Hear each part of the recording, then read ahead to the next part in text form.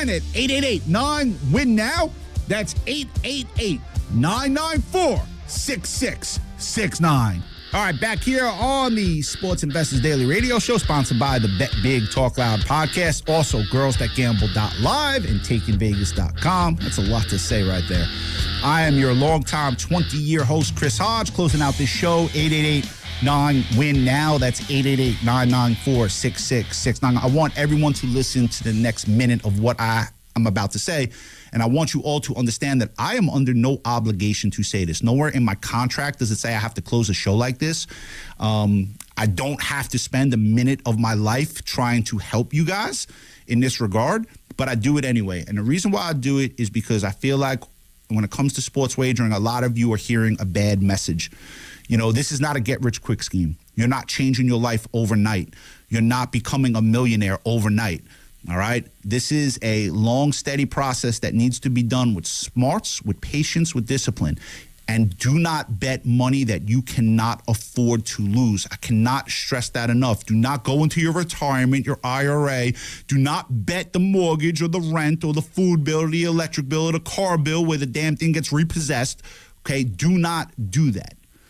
All right. When you do that, you're going to lead yourself down a very bad road, a very dangerous road. However, if you have money put aside that isn't making money in some other venture, right, and you want to try something and you want to do it with a strategy, like I said earlier in the show, if you put $50,000 into a sportsbook account, you're not betting $50,000 on one game. That's ridiculous. You're betting a percentage of it. And as your account grows, your percentage stays the same, but the bets grow. Because 10% of 50,000 to 5,000. What's 10% of 100,000? That's 10,000. It's still 10%. All right, but the bets grow. And that's how you have success at this. We have a plan. We have patience. We have discipline. And we don't give out many big plays. And the sports books hate it. And some of our customers don't like it either because they need the action. But we don't do that. Okay, we stay true to what ourselves are. We stay true to a system. And if you do that, you can have success. So 888-994-6669. We're going to end the show with one last 60-second recap, tell you about the college basketball false favorite. Also, the bonus play Michigan and Duke, a two-team parlay A. There pays 4-1. Plus, I have my Chris Hodge insider play. So that's going to wrap up this edition of the Sports Investors Daily Radio Show. Have a great Saturday, everyone. All right, here we go with the recap. And this one is brought to you by girlsthatgamble.live and takingvegas.com. What a Saturday we have planned. Give us a call at 888-9-WIN-NOW. That's 888-994-6669 for free on a recorded line. Our college basketball false favorite of the year. There's only one of these. This is a massive underdog, and we are also giving you a bonus play between Michigan and Duke. 2 games for free on a recorded line at 888-9-WIN-NOW. That's 888-994-6669. If you combine both in a parlay, it pays just over 4-1 with the false favorite money line. Again, the number to call, same as always, 888-9-WIN-NOW. That's 888-994-6669. Now, I have given out 7 chip plays. That's the Chris Hodge Insider Play. Going back to August, I am 6-1, and I have another one going tonight in college basketball that I absolutely love. So let's start you off with 2 free picks and then get the chip play at 888-994-6669. This program was paid for by 1220 Enterprises. The opinions and views expressed are not those of local stations. Prior results do not guarantee future outcomes. Use of this information in violation of any federal, state, or local laws is prohibited. If you have a gambling problem, call 1-800-GAMBLER. You can swirl it, you can sip it, but the best way is to share it. Hey y'all, I'm Deanna, a team member at my local Chick-fil-A. And a little thing I love about the Chick-fil-A chicken sandwich and new frosted sodas and floats is how well they go together. You get that bold flavor of the Coke mixed with the smooth deliciousness of the vanilla ice cream. You have a juicy filet and a smooth, creamy float. It's an awesome pairing. Order a Chick-fil-A chicken sandwich and a new frosted soda and float at your local Chick-fil-A restaurant. Real team member paid for their testimonial. This is the story of the one. As the purchasing manager at a manufacturing plant, she knows the only thing more important than having the right safety gear is having it there when you need it. That's why she partners with Grainger for auto reordering, so her team members can count on her to have cut-resistant gloves on hand, and each shift can run safely and efficiently. Call 1-800-GRAINGER, click Grainger.com, or just stop by. Grainger, for the ones who get it done. You're listening to 95.7 The Game, KGMZ FM in HD1 San Francisco on Odyssey Sports Station. Always live on the free Odyssey app, Twitch, and YouTube. Powered by First NorCal Credit Union. Live from downtown San Francisco, this is 95.7 The Game. Yo, what is going on, everyone? A happy Saturday morning to all. The boys are back. Evan Giddings, Dan Devone, Ken Luttrell in the house. It's like old times, Danny. I know that things are a little bit down in Warrior Land, and we got some different things on the docket as we tend to do, but it's just good to have the big three back. I know the Warriors don't have one anymore, but we got our big three. What's up, buddy? You got to turn that on. You're in a good mood. Oh, yeah. I meant the show on time today. Did you wake up late with someone this morning? Is that what's going on? Shut up. Never three times. On. No, you know what I was doing last night? I was telling Ken. We were actually on the phone talking about you. Stop! So I dived into a bottle that I got for my birthday. Oh. And it's Steph Curry's whiskey. It's a gentleman's cut, right? So I was like, okay, I got home late. I had a Santa Clara broadcast last night. Got back at, 10:30. I'm not going out. Not really my thing this weekend. Although I'll be out with Ken later tonight. And I opened the bottle. Wait. Let's just backtrack. I'm not going out this weekend. I'm taking it easy. And I was recognizing growth, except I'm going out, tonight with Ken. So you're going out this weekend. Well, it's him and his lovely wife. We're gonna grab one later. I'm in Moraga because I broadcast all weekend, Dan. I'm a working man. You know this. So I crack open. I just want to have a little bit. I just want to taste it. Have one, go to bed. It was really bad. Really? It was not good whiskey. So what kind of whiskey? Naturally, I had to keep drinking. Do you know your whiskey? So is it a dark, a rye? What is it? Bourbon? It's bourbon. I mean, it's made in Kentucky. Like, it is done like a bourbon is supposed to be. But it doesn't have the, I don't know. I tend to judge good bourbon by how much it burns, along with the flavor itself. And the flavor was it was a little mildew. And there just wasn't a whole lot of fire behind it. I don't know. It was fine. Yeah, it's a fine taste when it comes to bourbon. I like bourbon rocks, first of all, and I've become sort of a bourbon guy over the last couple of years. Now, I would say this. You become a lot of things. When it comes to celebrities, attaching their names, especially whether they're licensing their names or actually have part of the distillation process, it's become a trend. And I would say starting with maybe Dos Migos and getting into George Clooney and the Casamigos? Casamigos. And you think about not only George Clooney, but the Kardashians in 818, which is probably the worst tequila you can get. And it sort of carried over into bourbon. I mean, seriously, there are class action suits by people who are saying this is not tequila. This isn't from... There's not enough of the percentage of the agave plant in this to be actually legally called bourbon. And that's what a lot of these celebrities are dealing with. They're just attaching their names. I'm hoping that that's not what we're talking about here with one Steph Curry. But it is a bit of a trend where people are just sort of attaching their names to a brand. And hopefully people are just going to buy it simply. And it works. Casamigos sucks. It is the worst, absolute worst tequila you could ever drink. I kind of like it. Really? No, the one that I absolutely can't stand. You and I need to go have some tequila. Yeah, I know. And it's your fault because you're always busy. The one that I can't stand of the celebrities, and I'd like to get Ken's thoughts on this because he does have a fine tongue, is Ryan Reynolds used to own this aviation gin. He sold it so he could get into soccer and all this crap. Aviation gin was pretty porous. Now, the Casamigos one was like the first, so I kind of give it a pass. It's like, I guess we can't say this name anymore, but it's like Diddy with Ciroc. Like, that was just bad, and I'll leave that there. But Ken, are you just an anti-celebrity liquor kind of guy? Yeah, so Metallica has a whiskey. It's called Blackened. Montana's got the gold bar is just, it's not golden. I don't know why. I mean, I guess I know why they do it because it's a money grab, but my Lord, just absolute swill. My question is, have you guys had what's his name? Jimmy Butler's coffee. I hear that's good. Big Face. Yeah. It actually is good. I heard it's pretty good. Yeah, I'm not a coffee drinker, but I have a friend of mine who has his own. He's an importer-exporter and has his own coffee line. He says it's actually really good. A little pricey, as I understand. Yeah, it can be. Yeah. Especially for not even half a bag. Well, they had a pop-up. Yeah, I don't know about the actual beans, but they had a pop-up in the city. And don't they have a location now? Yeah. I think so. They're in Dogpatch. Okay, yeah, which is I think that's also where Steph Curry's company is located. But Butler's Big Face coffee is pretty good. They had a pop-up last year. I know the mayor showed up there. It was up on Valencia and the Mission. So me and a couple buddies walked up to try it.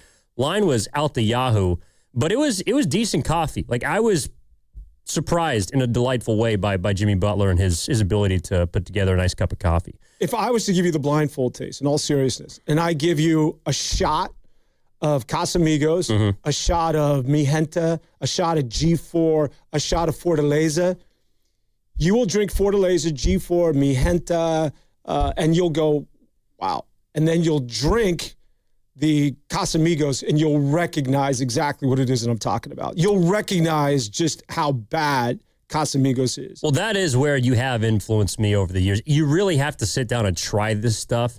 You're not trying to get drunk. You're just simply trying to, and it might happen by proxy, but you're just trying to taste the subtle differences. My cousin got me into whiskey. He is a big connoisseur of different kinds of whiskeys. So if I ever go to his house, you got to bring something that's not trash, and then he'll have his entire whiskey bar just set up, and you'll just try little bits. Yeah. And that's where you can really taste it. And that's how I know that Steph Curry does not have good whiskey. That's terrible. Yeah, you hate to see it. You would think Steph would be a step above. Well, we found something he's finally not good at, and he's great at everything else. Everyone has their downfalls. Everyone's got their shortcomings, Dan. Ours, you don't see him from 9 to noon on Warriors This Week, which is now where we officially start. So Ken's in the house. Ken's going to try to keep us on track. I promise at some point you guys can talk about your New York Knicks. And Detroit owns the Knicks. Well, we'll see in the postseason. I have my thoughts. But we do have to start with the Golden State Warriors because you and I were texting during this game against Boston the other night. First game out of the All-Star break, hard landing for the Warriors, soft landing for Kristaps Porzingis. And I know they don't have Curry, but even with him, there is just such a difference right now between, I think quietly Boston over the last decade is, outside of the Warriors who have, won 4 championships, they've kind of been that sneaky gold standard. Boston since 2015, I didn't realize this, but they've won the most regular season games since 2015 of any NBA organization. They have just been consistently good time and time again. And it's because of the guys that they trotted out there. You were joking around, not really, a couple weeks ago when you throw out someone like Hugo Gonzalez. But they just got dudes that fit around the actual dudes, and that's why they came into Chase Center. And I know the Warriors lost by 11, but that game was over in the third quarter, and Boston just looked like a well-oiled machine. Well, they do it right, and I would say that's what a GM looks like. And that's what happens when you have good GMs, because I always believe that it starts from the top down. I'm going back to Danny Ainge and certainly Brad Stevens. These dudes, every move they make, if we were playing chess, they're 1 or 2 steps ahead of everybody. Going back to the days of Isaiah Thomas. Remember Isaiah Thomas was the guy? Remember that he was number 5 in the MVP voting. Oh, the lefty. The left-handed Isaiah Thomas. Yeah. Remember with the Celtics? He was the man. I remember him in Washington. That guy could always score. Also, shout out to UW. Yeah, shout out to Spadoni, by the way, saying Charles Woodson's whiskey is actually pretty solid. May have to give that a go next time. Bourbon as well? Yeah. Right. No, not bourbon. Haven't tried his bourbon. That's from Spadoni, but we'll see. So, yeah, Isaiah Thomas was, and again, that was a guy. I do feel like the Boston hasn't been married to a lot of these quality or star players just because up until recently they haven't won a championship. But they weren't afraid to flip Isaiah Thomas. They weren't afraid to take a chance. Remember that? No, well, they traded him for Kyrie Irving. Even after that dude was done dirty, man. And that's also Isaiah? Yeah, Boston is a stable, a model franchise, but they have done a couple of they have not been afraid to do what the Warriors have not, and that's do business the way it's supposed to be done. It's not personal, Isaiah Thomas. We're not going to pay you. even if you play your ass off and average 28 points a game, all-NBA type performer, lead this franchise, put it on your back, we still got to ship you to Cleveland. That's why when I said last week that my player of the week was James Harden because he's doing it to the system before the system does it to him. It's just like players who take a team-friendly deal. Why? You got to take care of yourself because certainly everybody in the NBA and professional sports, they watch out for their bottom line. And Boston is think about it. Isaiah Thomas, you remember when they lost Kyrie Irving? Well, Kyrie Irving lost himself. But Kyrie Irving and what's the guy's name? Haywood, with the guy out of Gordon Hayward. Gordon Hayward. So the year prior, they went to the Eastern Conference Finals, and they did they beat or they lost to the Cleveland Cavaliers? Well, the baby Celtics were either it was 2017 or 2018. That's when Tatum and Brown were like rookies. Yeah, Tatum dunked on LeBron in that series as a rookie. Jaylen Brown might have been a second or third year player, but the baby C's without Kyrie took LeBron 7 games. That was one of the years that they lost to Durant, the Warriors. Yeah, I guess my point is that they lose Kyrie. Hayward goes down with an injury, but they drafted Jaylen Brown. They drafted Jason Tatum. They are so smart. They do it. That is the model franchise because they have been relevant for more than 2 decades of doing this. So that's just. And listen, I know that last week I said Joe Mazzulla's got to be in that conversation for your coach of the year. I still strongly believe that. You can certainly recognize and applaud Stevens for putting this together. And as I mentioned, being smarter than just about every other GM out there. But Mazzulla has got a system in place. And I always say that it gets down to the respect. You have the locker room. He has got those boys' ear. And they're doing something you can clearly see that there is buy-in. And Mazzulla, given the fact that you lost Porzingis, given the fact that you lost Holiday, you reface the team, Jason Tatum goes down. This is supposed to be a gap year. But Mazzulla's a hard ass, man, and I think he deserves a lot of the credit as well. No, he's a really good coach, but I do think that it's also like the simplicity of his plan is kind of where there's some genius because I don't know about you, but watching that game against Golden State, it seemed very clear what the strategy was. It's after the All-Star break. You guys have had a week of rest. We're going to run these dudes into the ground. I mean, they played so freaking fast for 48 minutes that it masks some of the deficiencies of their players. If the game gets bogged down, and that's why I have some doubts, unless Tatum comes back and looks like Tatum, I do have doubts that they can come out of the East. To me, I'd prefer a Detroit, a Cleveland, even your Knicks from New York. Watch out for the Raptors. This year's Indiana Pacers. You're right. I am watching out for the Raptors, but I haven't watched. Why? Because, your boy got a DMP CD the other night. I saw that. Don't put that on him. No. This is coming off a double-double. We're talking about Trace Jackson-Davis. What do you mean coming off a double-double? That was a week and a half ago. That's the last time he played. Yeah, and then he didn't play at all. By the way, did we play the post-game comments from Darko Rajakovic about TJD after his double-double? Nothing to see here? Yeah. I read it. Because he knew he wasn't going to play. Oh, I'm just saying, he's going to... Anyways, let's not do TJD.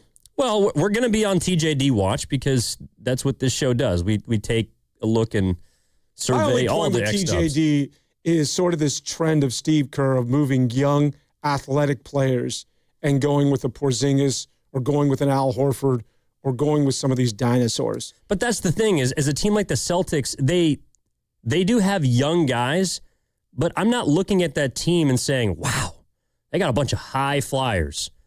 Sam Hauser is not a great athlete, but he's young. He can run. You're looking at Jordan Walsh, who's 21 years old. Not an incredible athlete, but he can run. Ugo Gonzalez is 20 years old. He can run. Ron Harper, 25. He can run.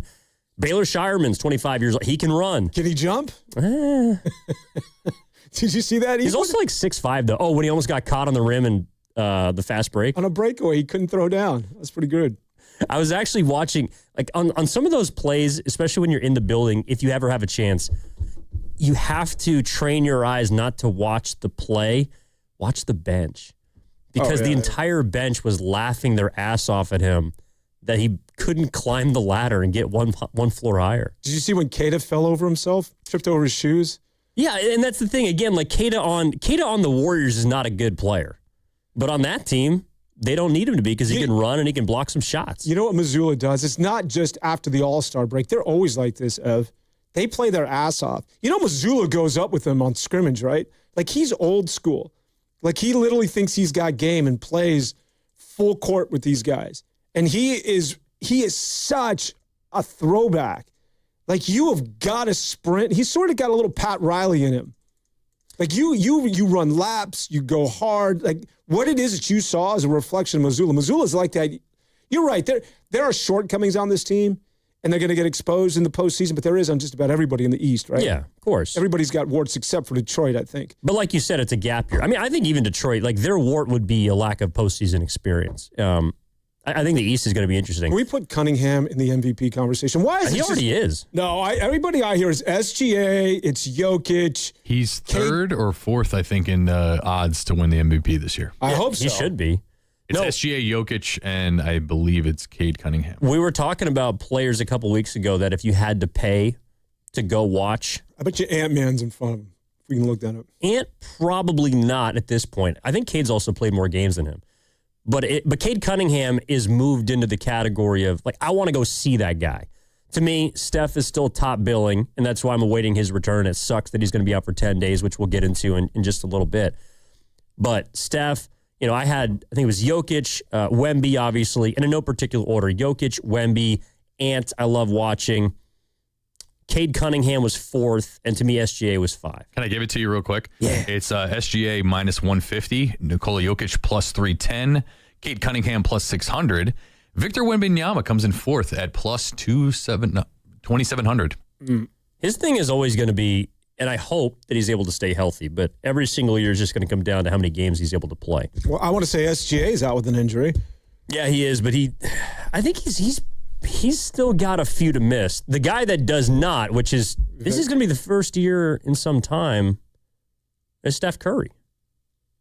I think he's been an All-NBA player every single year outside of 2020 when he played, what was it, like 5 games. Is he not going to make the 65 threshold? I mean, I'm assuming he's going to miss one more game the rest of the year, and that means he's not going to qualify. So, I think that's kind of significant. To me, it's a sign that you can't, it's not about that he isn't a great player, but you can no longer just assume that he's going to be able to play 70 games. And to me, maybe we should have known that coming into the season, but he's been able to defy Father Time for such a long period that it just like slaps you in the face. Oh my God, this guy's got runner's knee.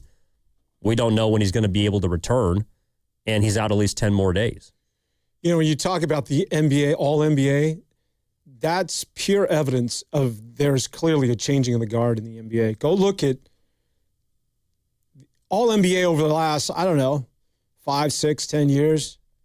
As long as LeBron is doing his thing and Kyrie and Steph. I mean, you could name the players, right? Look at it this year. It's a different animal, man, that's stepping into the forefront that is going to take that thing over, I think. Well, but that's why a team like Boston, you can see the way they're set up. Look at. And by the way, they usually they have the slowest pace in basketball. Wait, let me just give you the All-NBA first team. From last year? No, this is from this year, forecasted potentially. Jalen Brunson, Jaylen Brown. Oh, this is out of the East. Oh, no, it's not. Jalen Brunson, Jaylen Brown, Cade Cunningham, Luka Doncic, Shai Gilgeous-Alexander. Yeah, that makes sense. Although that's a lot of guards. That's the changing of the guard right there, man. Well, that is guards. Wait, maybe that's just for guards. Yeah, I was going to say, I'm pretty sure Jokic has got to be in there somewhere. There's some that kind of fall by the wayside there because Domantas Sabonis was All-NBA third team 2 years ago. All right. Yeah, but Sabonis was putting up numbers in SAC when they were halfway competitive. Yeah, Luka's going to be one that he'll need to stay healthy to make the threshold in order to get an All-NBA. He's the league leader in points per game. But the thing about it is, it's just there's such a stark contrast when you're watching both of those teams because, again, like I was about to say, Boston is a team that typically plays slow. They're 30th in pace. But against a team like the Warriors, Missoula comes in and just says, we're going to run these dudes out of the gym. And I think in the regular season, there's a lot of teams, even sometimes with Steph, they're just looking at the Warriors and licking their chops because if they pick up the pace, number one, they can outlast Golden State because they're going to be younger and fresher. But also, you got a lot of guys out there. The few young players that the Warriors do have, Santos is playing the most minutes on the team right now as of late, but he's someone that can get frazzled. Should tell you everything you need to know. Yeah, exactly. Pods is loose with the ball sometimes. Spencer will turn it over. Moody doesn't really have a handle.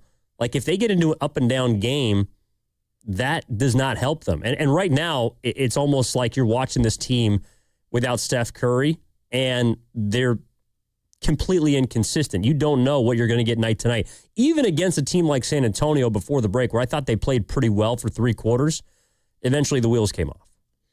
You know, when I watch the Warriors, it reminds me of a story. A Dan Devone story, and we're not even, maybe we should save it. But I was interviewing. We got 3.5 hours. At CNN. 2.5. So I was interviewing at CNN out of Fresno. CNN, this is when they were doing sports. Anyways, the guy, John Wagner, Ev just took off his headsets and left the building. I'll be back in 4 minutes. And so this guy, John Wagner, who ran the sports department at CNN, later became the president of CNN. One of the things he said, by the way, is the weirdest interview of my life.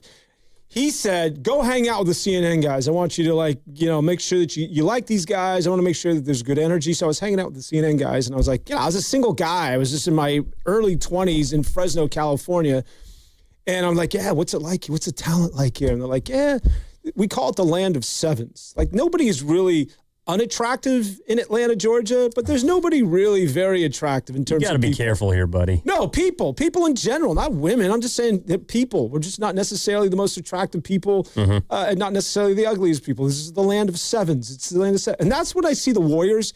I put that, when I watch the team Warriors, of sevens. They're just like, when you think about the rotation, none of those guys that play right now could make a good team starting 5. They couldn't even be a 6th man. They're the land of sevens. When I see them, I see a bunch of rotation guys that would be number 7 from Spencer to Podziemski to an old Al Horford. It's the land of sevens when I see this team play. Any other team in the NBA that has somewhat, quote unquote, as a quality team, all of these guys that are getting run and start for the Warriors would start at number 7 in the rotation of one of those teams. I like that analogy. Well, I didn't know where you were going with it, and it ended up being pretty good. But you're actually not now. Speaking of sevens. Even Draymond. 7-footers. Your boy's in town. Porzingis. He ain't a 7 when he plays. He's clearly a 7 now. Well. I mean. He only played 17 minutes. That's a huge if. You show me that guy healthy, getting upwards to 25 minutes a game, and I'll bump him into a 2 or a 3, but that's where eventually he's going to be. Well, eventually. He'll be hurt eventually. He's still giving you more than what you had before, which is 16 straight DMPs. I've always liked him. I've liked him as a guy. Of course you liked him. I like him as a player. He played for the Knicks. Well, don't forget, he was sort of a punk with the Knicks. He wanted out. Remember that? I do remember that, but I always liked the unicorn. Here we go. I always liked the unicorn. He was versatile. Yeah. And I think, honestly, he's giving more versatility than Jonathan Kuminga and Buddy Hield combined did for the Warriors. Well, that's a fact. He clearly is just a better fit for them in what he's able to do, which is he might be the first NBA player I've seen that looks like he shoots downwards. He's got that line drive. I mean, especially when he takes those 30-footers, which is going to be with regularity. It's almost like he pushes off his back foot. It's like it's a weird set shot. The only guy I've ever seen take threes like that was like Paul Pierce had different kinds of jump shots, and one would kind of push off his back foot from 3-point range, and then once he got to his mid, he would actually jump. But Porzingis is kind of like that, but it goes in. And I think once Curry's back out there with Porzingis, this is going to be an interesting team to watch. I don't really think that they're going anywhere, but I can see why. You had an opportunity to get this guy, take a flyer, take a swing, and see if you can figure it out. Yeah, I agree with you. But I don't want to do this. We don't want to revisit this. But sometimes when I watch the Warriors, and there clearly are no athletes on that team, and Gary Payton, to your point, when you're watching them play someone like that of the Boston Celtics, and they're just getting run, especially in that first quarter when the Celtics put up like 74, 75 points, doesn't it just sort of like, Isn't there a part of you that's like, wait, why isn't Jonathan Kuminga on this team again? Isn't a party just like, wait, we don't have anybody who's very fast or big and can like go rim to rim and get his own shot. Why is he? I mean, I don't want to do that again, but it's just sort of peculiar. Well, I would ask you this: outside of Jaylen Brown, who's an athlete on the Celtics? They're just better than you. Peyton He's an athlete. Peyton Pritchard is not an athlete. He's good. That guy's a bucket. He's good. He's not an athlete, but he can get to his spot. Well, that's what I'm saying, though, is you don't need... He's not an overachiever. That's the mistake, the misnomer on that guy, that he's just an overachiever. No, he's not. That dude's got handle. He's got a shot. He's got speed. He can finish. He's a baller. Flat-out baller. Don't be deceived by the fact that he looks like a dumpy white dude out of Oregon. Well, he is a dumpy white dude out of Oregon, but it doesn't mean that he's not a bad boy. And if you've taken a look at his career, I think this is season 6 for him. I mean, he's gotten better every single season. Whether he's played, whether he's sat on the bench. He's now back on the bench, but he will still absolutely torch you. The play before halftime, and I know he had 26 and hit 6 threes, but the play before halftime where he took Guy Santos out on an island, left him at the bus stop, and just walked back into the locker room. I mean, that was dirty. But that's my point is you don't necessarily need elite athletes. Jaylen Brown is the only elite athlete on that team. You could put Keita in there if you want, but he played 18 minutes. They got bucket getters. They got guys who can free themselves up, who play well. And the Warriors right now don't have a ton of that.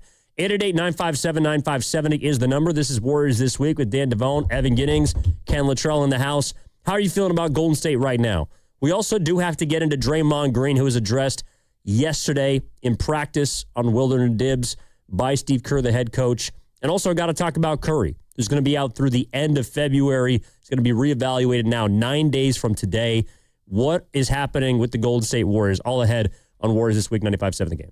We've all been there, sleepless nights, wondering if your business's security service is really protecting what matters. At Bay Alarm, we can put your security insecurities to bed. Our advanced technology and personalized support ensure you can rest easy knowing we're here for you. BayAlarm.com. Express yourself with personalized cafe appliances at Friedman's Appliance in Pleasant Hill. You can select custom hardware in 4 finishes that let you uniquely accessorize your kitchen. Experience GE Cafe innovation with 6-burner Pro ranges, hot water dispensing refrigerators, and smart induction ranges. Plus, for a limited time, receive up to a $3,000 rebate with the purchase of select suite combinations.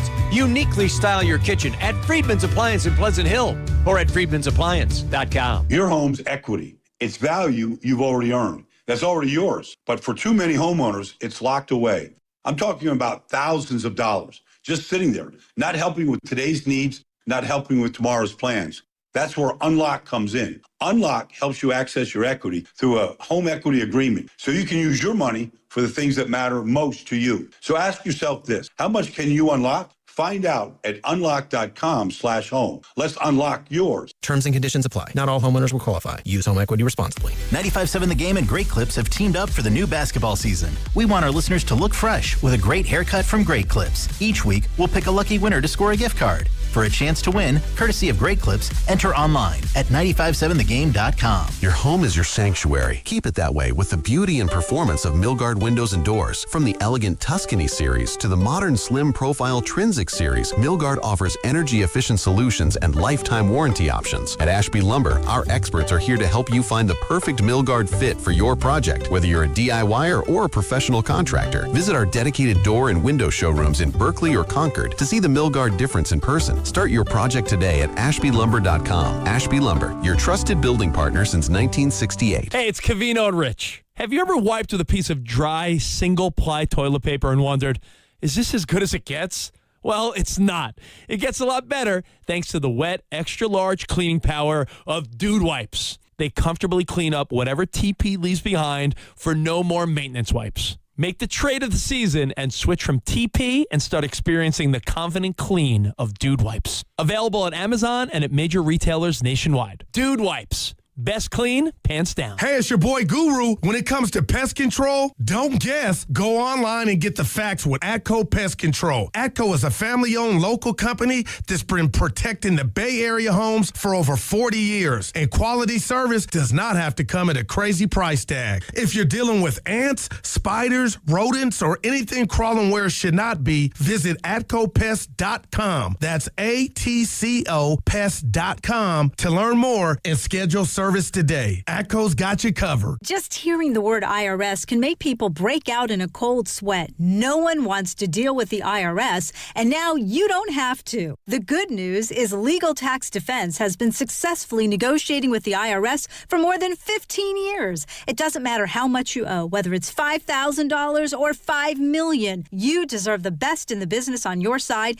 and that is Legal Tax Defense. Even if you're working with someone else and just want a second opinion, there is no cost or obligation to call. They can prevent levies, liens, wage garnishments, even file back tax returns. And the best news about Legal Tax Defense is they won't take your case unless they know they will reduce or eliminate your tax debt. Call Legal Tax Defense right now for a free no-risk consultation. 800-323-8922. 800-323-8922. You have nothing to lose but everything to gain. 800-323-8922. Don't miss your chance to see the Bay Area's own Santana performing live at Shoreline Amphitheater on August 9th with special guest, the Doobie Brothers. Buy your tickets at LiveNation.com for a chance to score a pair of tickets, courtesy of Live Nation, and are online at 957thegame.com.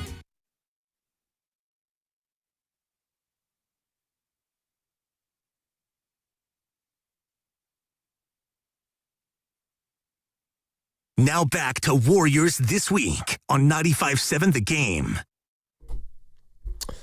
Dan Devone, Evan Giddings, back in the saddle. Jersey Ken in the house. The boys are ready for the final third of the season. 27 more games we got, Dan. 27. Wow. Plenty of opportunity. The final third it's a blank canvas. There to be colored in by blue and gold. Sprint to the number 6 seed. The 6? Can we hold on to the 8? Can we hold on to the 8 first? I'm saying avoid the plan. Avoid the plan. Oh, you mean like bottom 6? Get to the 6 seed. Avoid the play-in. How is this team going to get to the 6 seed? I'm being a little facetious, but no, I know. You're more of a pessimist than I am. Dude, I'm an optimist. It can happen. You can't even look at me with a straight face. All right. We did open up the phone lines again, 888-957-9570. We talked about, we'll get into Draymond. We'll get into Steph. I also want to get into some of Joe Lacob's comments. I promise it's not sound. Don't worry about it. But we do want to get into some of Lacob's comments. He finally spoke after the deadline to Tim Kawakami of the SF Standard, and that dropped yesterday. Yesterday or Thursday? Either way, I found it kind of interesting. And anytime the owner talks, especially with the Warriors, and everyone has all these existential questions, I think it's worth getting into. But before we do so, let's go to Coach, who's in Vallejo. Coach, kick us off. What's going on, man? How you doing? Hey, good. Good morning, guys. Nice to see you both. And I just want to talk about, outside of Steph Curry, who do I want to pay my hard-earned money to see? Who's bringing the wow factor? That's part of it. I'm sure Lacob's looking at, too. Entertainment value. And I'm not going to talk much about J.K., but if one thing you could say, maybe you could see a spectacular dunk or something like that. But right now, there's no wow factor to the Warriors. And I think that's a big part of sports. I mean, I drive to Sacramento to see the A's because, they got guys like Nick Kurtz out there and that young kid that was making those spectacular catches in center field and Lawrence Butler. Entertainment-wise, outside of Steph, where's the wow factor on the Warriors? How do we get that back for Golden State? Man, that's a great question, Coach. That's a great call. Appreciate it. He's spot on. Well, I do think that, and this is completely valid, there is one thing about sports that is true.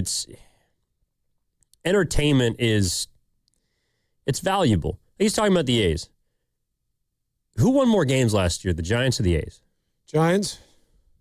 By like 6, I think. I mean, they weren't particularly close. But coach is saying he'd rather go see guys that can swing the bat, and I think he's talking about Denzel Clark, the dude who had several unbelievable catches in center field last year. I thought he meant Coco Crisp. Well, he's been retired for some time, and you will refer to him as Covelli. It's Mr. Crisp to you. Anyways, yeah, the Warriors aren't an entertaining group. No. But without Steph, let's qualify that.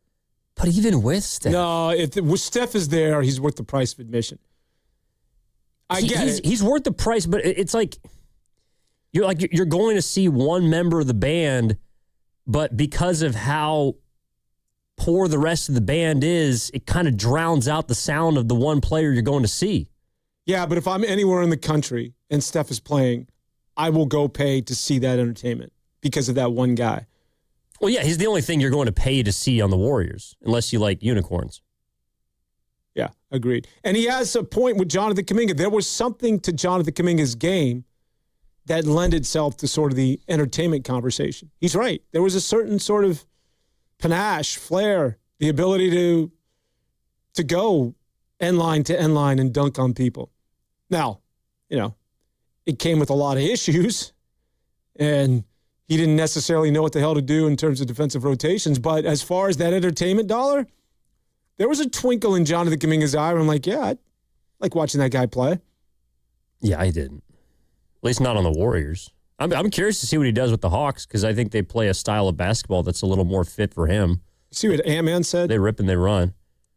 You got caught on the live mic? Yeah, I did see that. He was telling Jalen Johnson, y'all got Kuminga. No. He's like, man, I want to come home. Okay. I'm not making this up. He said, I want to come home. And he wants to play with Kuminga. No, he's from Atlanta. No, I know he's from Atlanta. He told Jalen Johnson, man, I want to come home. I guarantee you, the minute that dude gets an opportunity to get up and walk. He's had an opportunity. He signed a full rookie extension. Ultimately, he's going to end up in Atlanta. Yeah, I don't know. Maybe I'm reading too much into it, but that's what he said. For clarification, he said, can't wait to come home. Can't wait to come home. Yeah, but couldn't that just be play in Atlanta? It goes back. By the way, there is, I do believe that for some athletes, particularly young ones, it is trouble when you play in your hometown. It is trouble. Carmelo Anthony. You got too many people that are around you that are bad influences. You lose track of the goal. Go back home in the offseason, have your fun, of which I'm sure Ant does. But being there full time, if Anthony Edwards is ever an Atlanta Hawk, there's going to be trouble, bro. You make a really good point. So I used to hang out with GP's agents, the Goodwin brothers. They're from Oakland. Gary Payton. And GP would sometimes be along, and I had an opportunity to have these conversations. And we were at a boxing match in Vegas once, and I ran into him, and we sat and we had beers in this VIP area, and he echoed exactly what it is that you're saying.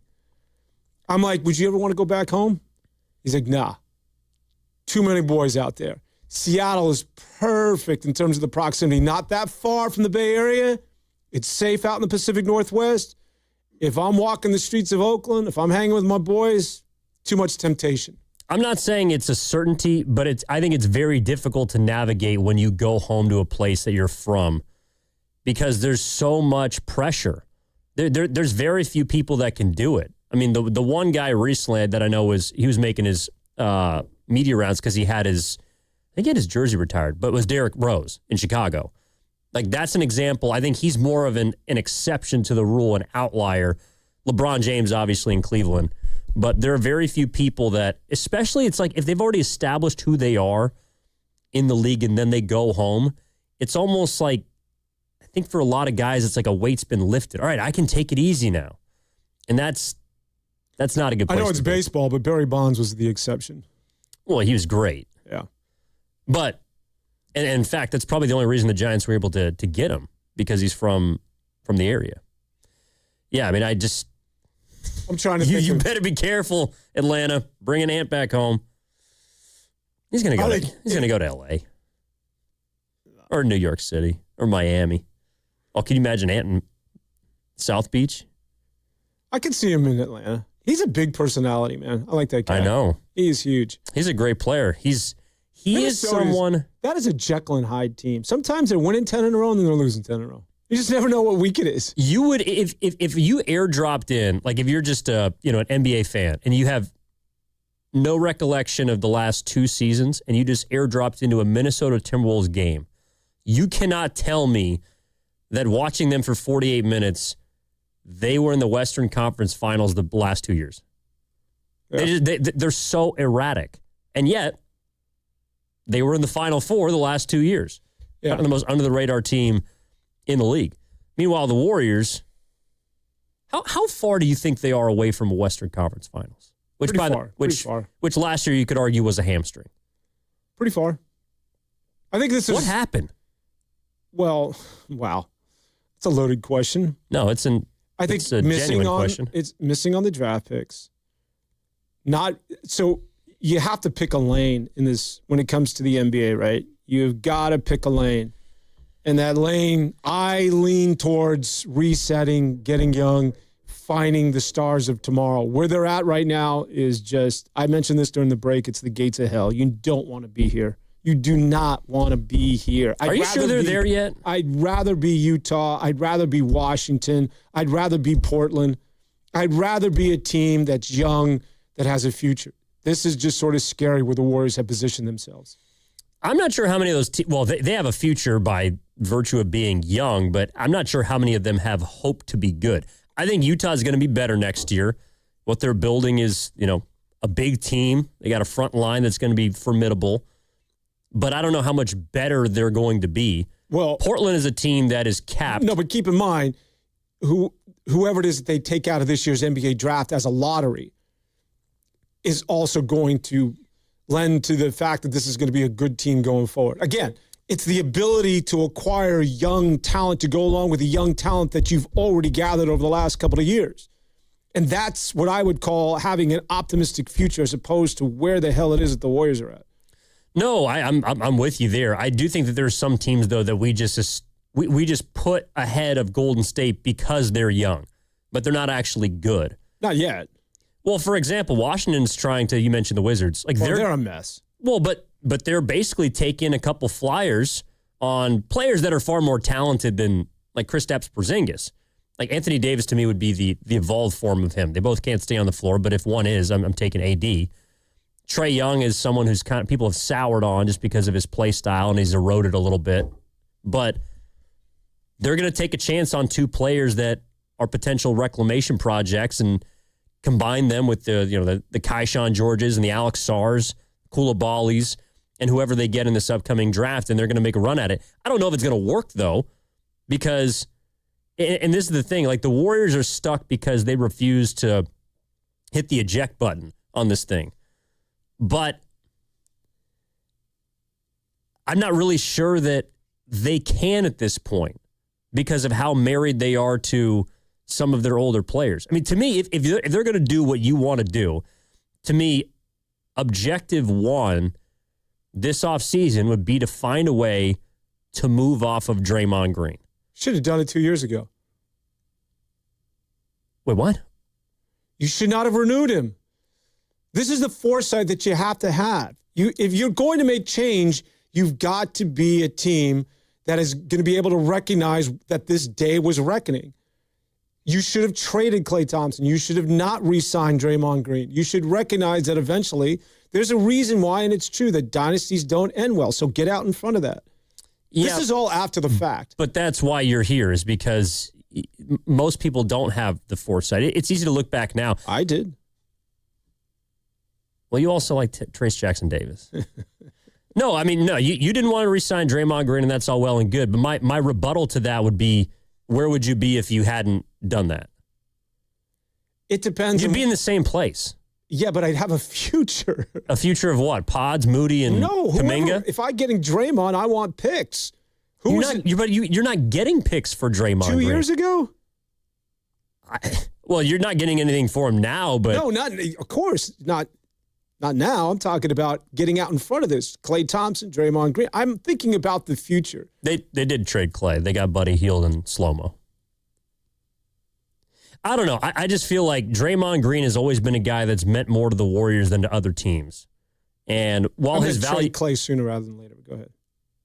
Yeah, but... Go ahead. No, I'm just, like, to me, there hasn't been many good choices for them to make. And the ones that demand foresight... I think that's the problem. You hit the operative word, married. And that's the way they feel. That's the way Kerr feels. Is that we are... we're tied at the hip. But that's the problem when you have 4-time champions. Again, I think one of the reasons that Boston has been able to make those cutthroat deals like we talked about in the first segment with someone like Isaiah Thomas, this offseason with Drew Holiday, Porzingis, who they obviously moved off of, Al Horford even. They weren't married to those guys because, number one, they're not homegrown. They're not Boston Celtics. And number two, they were 1-time champs, not 4-time champs. Those guys are...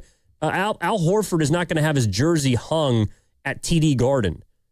Drew Holiday is not going to have his jersey up in the rafters. Draymond Green is going to have his jersey number retired by the Golden State Warriors. And that, to me, is the difference of why I think that it's much more of a delicate situation. I'm not comparing Boston and the Golden State Warriors. I'm just saying that the Warriors, being a one-off, it's not easy. I get you. There's emotions involved here. I understand. But at the end of the day, if this is about business and if it is about winning and if you are light years ahead of people, you have to be able to recognize that this day was coming. Well, I think they were light years ahead. And then time caught up with them. They're no longer light years ahead. And in fact, some might argue they're light years behind. Because this thing is going to take a rebuild. And it's going to take a lot of time. And the only question is when you want to start that clock. And I don't think they're ready to do it yet, which is why a lot of people are frustrated with them. If not now, then what are you grasping at? What are you holding on to? Jimmy Butler coming back? You going to get Giannis? No, I mean, but that's... Curry going to play until he's 45 and give you 38 a night? No, but that's the bed you've made for the next year. And in the grand scheme of things, a year is not a lot of time. I just think that people... are frustrated because it's been it's been a downward slope that they're on, but it's kind of been gradual. Like, it hasn't been drastic. They haven't taken their lumps. They haven't just slid down the slide. They've been kind of moving down slowly. And that's what happens. The dynasty has just been eroding. It's a good call. All right, let's go to Javier, who's in Vacaville. Javi, good morning, man. What's going on? How you doing? How you guys doing today? Good. How are you? All right. So did want to pitch a one last hurrah because obviously with the Warriors, they're going to have to acquire somebody in the offseason to help them, coattail to any type of championship aspirations. It's all hypothetical. But you look at, you're not getting the Jokic's, the Shai Gilgeous, Alexanders, the Lucas, Wembanyama, Edwards. But, if you cannot get Giannis, which is definitely like, he seems to, flip-flop each and every day. Donovan Mitchell, Kate Cunningham, the top 10 players in the NBA, Kawhi Leonard is still a top 10 player in the NBA, literally and figuratively. I'm just asking hypothetically, granted with all the, laundering of the money, whatever, if all that comes to pass, would you be interested in sending a package with a Draymond Green, sign and trade with a, Kristaps to make the salaries match on a one-year deal, give them 2 picks and pair Steph with a Moody, a Kawhi, a Draymond, and a Horford, and just give one last hurrah to see, because you're not outside of that top 10 player list. There's no player in the NBA that can make the difference next season and move forward in the future that's going to be able to be paired up with Steph Curry that you can actually acquire in reality that can help you compete for a championship. Outside, I believe, in my estimation, Kawhi Leonard, because the Clippers are going young. They got rid of Harden for Garland. They're trying to get their picks back because they have no draft picks. The Warriors have their next 7 years of first-round capital available at their disposal. Would you pair up Steph Curry with Kawhi Leonard and possibly Draymond Green and or Jimmy Butler, whichever one you say? I think it'd be Green you get rid of, and, throw in a Kristaps to make the salaries match, in the offseason, and throw 2 first-round picks, and just to see, unless you guys are willing to just wave the white flag and just throw it all in and say we're going to reset completely. But it's just the Clippers are in, we need to restock our cupboard with first-round picks, and they just got rid of Kawhi Leonard's running mate. Kawhi Leonard is 9 years older than Darius Garland. So I just would see what you guys would think, because outside of Giannis, you're not getting a top 10 player in the NBA outside of potentially Kawhi Leonard. And it's not too far from LA I'll answer that or for you. the Southern California area where he's from. Javier, this is an emphatic no. But go ahead. Oh, I think he dropped. Would you like to elaborate on that? No, I don't need to. Makes sense. Oh, I knew it. Kawhi Leonard. This is the problem. No, I mean, like, do I like it? No. Kawhi Leonard, I don't know. Let's take odds. Who's going to get hurt first, him or KP? Well, I think KP would be going out of this situation. Dude, if I could turn Draymond Green into Kawhi Leonard, yeah, I would think about it. Of course. You can't move off of these picks for Kawhi Leonard. People, what are you doing? Are we trying to get younger? No, they're not. They're not trying to get younger. You're digging that grave 3 feet deeper every time these ideas of getting a guy in his mid to late 30s is part of your future, getting back into relevancy. At some point, I'm sorry, everybody, good things come to an end, and you got to restart this thing. Yeah, we'll restart in 2027 after next season. No, I'm serious, though. Like Kawhi. But you can if you give away all those picks. What are you restarting with? You trade. Well, I wouldn't trade a bunch of first-round picks for Kawhi because he's an expiring contract. What if you could get him for? Yeah, I'd probably take multiple. I mean, the thing about the Harden deal is Darius Garland, while he's not, he's also an injury-prone player, but he's a legitimate talent. The Warriors don't have any young, legitimate talents to send out to the Clippers. You want to answer? You want to answer that? Answer what? That's your phone, bro. That's not my phone. And what are you doing with those big ass henchmen? Those henchman mitts you got over there. I work on the loading dock. This ain't Home Alone, bro. You're not breaking into people's houses. Are you Marv? It's like 42 degrees at like 7 in the morning, 6:30 in the morning. You live in New York City. This ain't cold. No, you're right. Everything's relative, man. It is. It is chilly. I know. When I hear people going, it was 45 degrees. It was so cold. I'm like, try 8 degrees. Oh, yeah. It's one of those things where, what does it take? Minus 20 in Chicago. Takes 2 months. 2 to 4 months of living somewhere for your skin to truly acclimate to a weather. Like, I got California skin. I'm back and I'm all in. But when I was living in the Midwest, there was one. I still remember the first day in Fargo, North Dakota, when it was above zero, there was minimal wind, and it was sunny. And it was like a pool day. I swear to God. I looked up because it'd been -10, -8, -12. For probably 2 months, you're just in the dead of winter, and it is cold. It is so windy that it doesn't snow there. It's just ice everywhere. And you wake up, you look and say, oh, it's kind of sunny today. You check, 3 degrees. Dude, I might wear shorts today. I'm serious. Like, it takes a while, but once you get into that mode, every time I'd come back to San Francisco or the East Bay where I'm from, it'd be T-shirt weather right now. Oh, there's people back east and in the Midwest who just think Californians are the biggest wimps. I mean, we kind of are.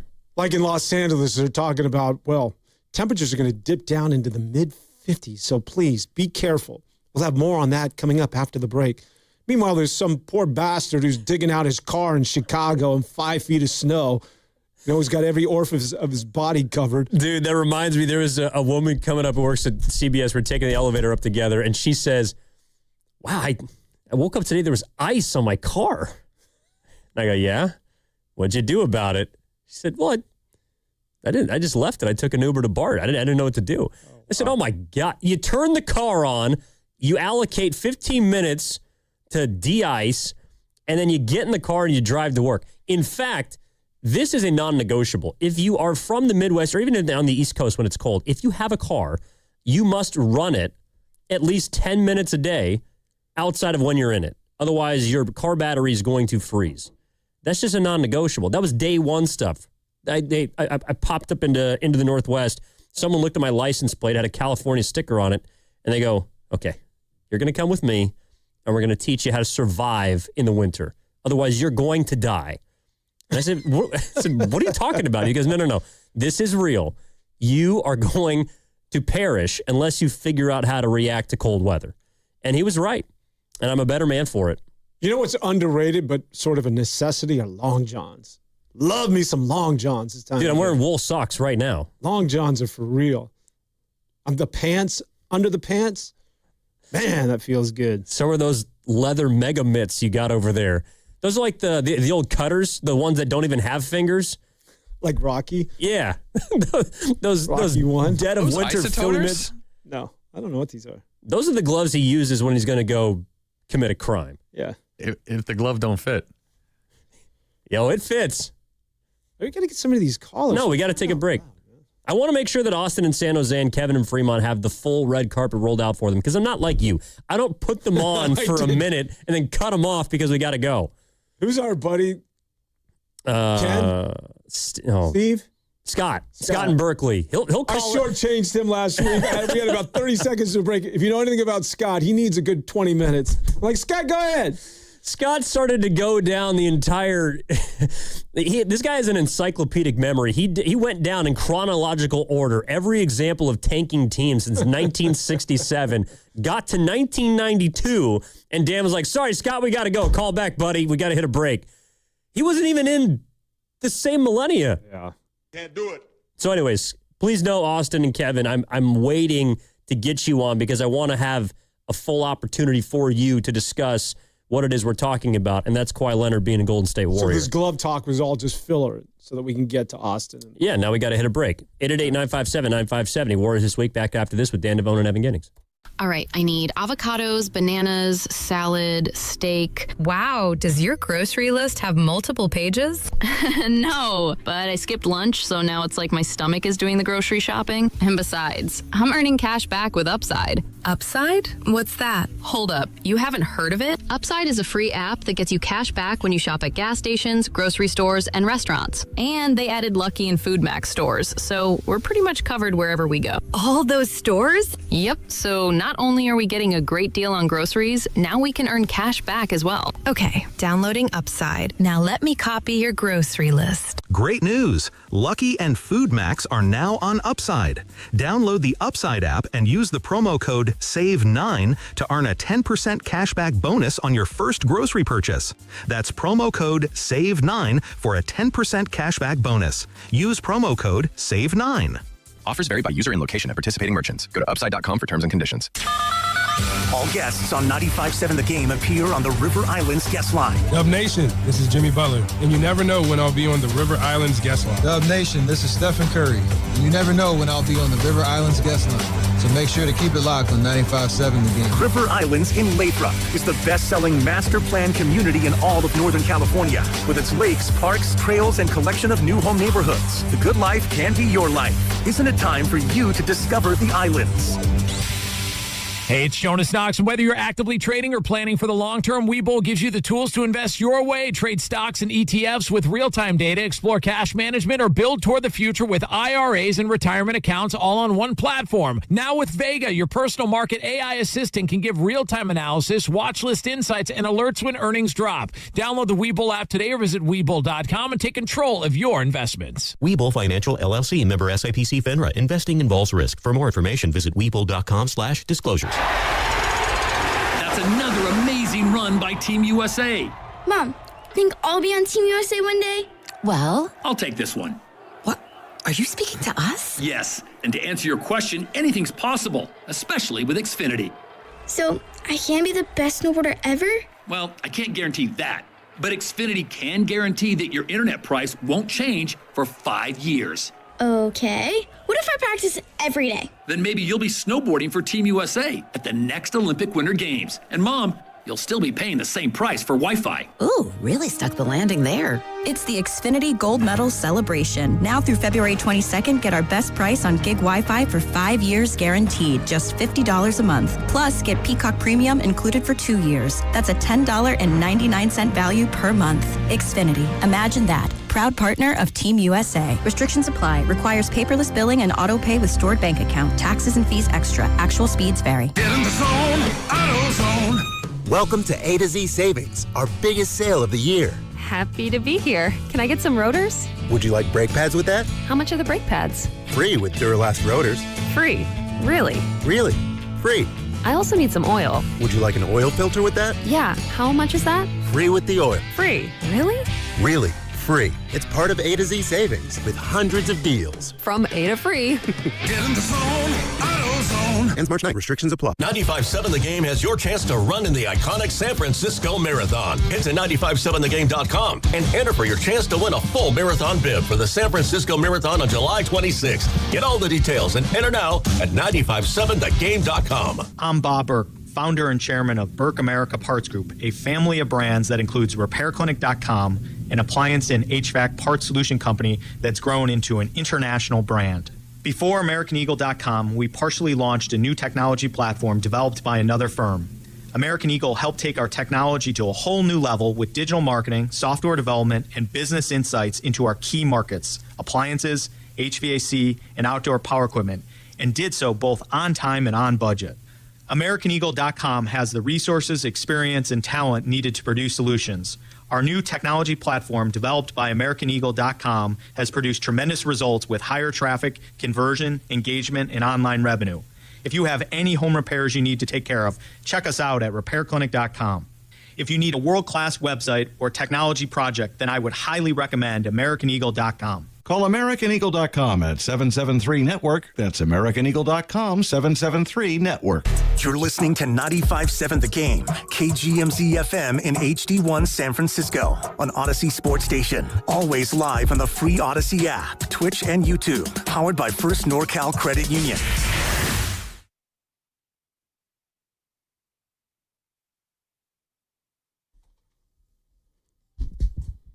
Man, why are you so sour? You get the whole world in front of you. You get the world by the gonads, my man. Yeah, the world's going to hell. Now back to Warriors This Week on 95.7 The Game. Oh, 1 hour in, 2 to go. I'm telling you, I'm fired up today. Yeah, you are. What's up?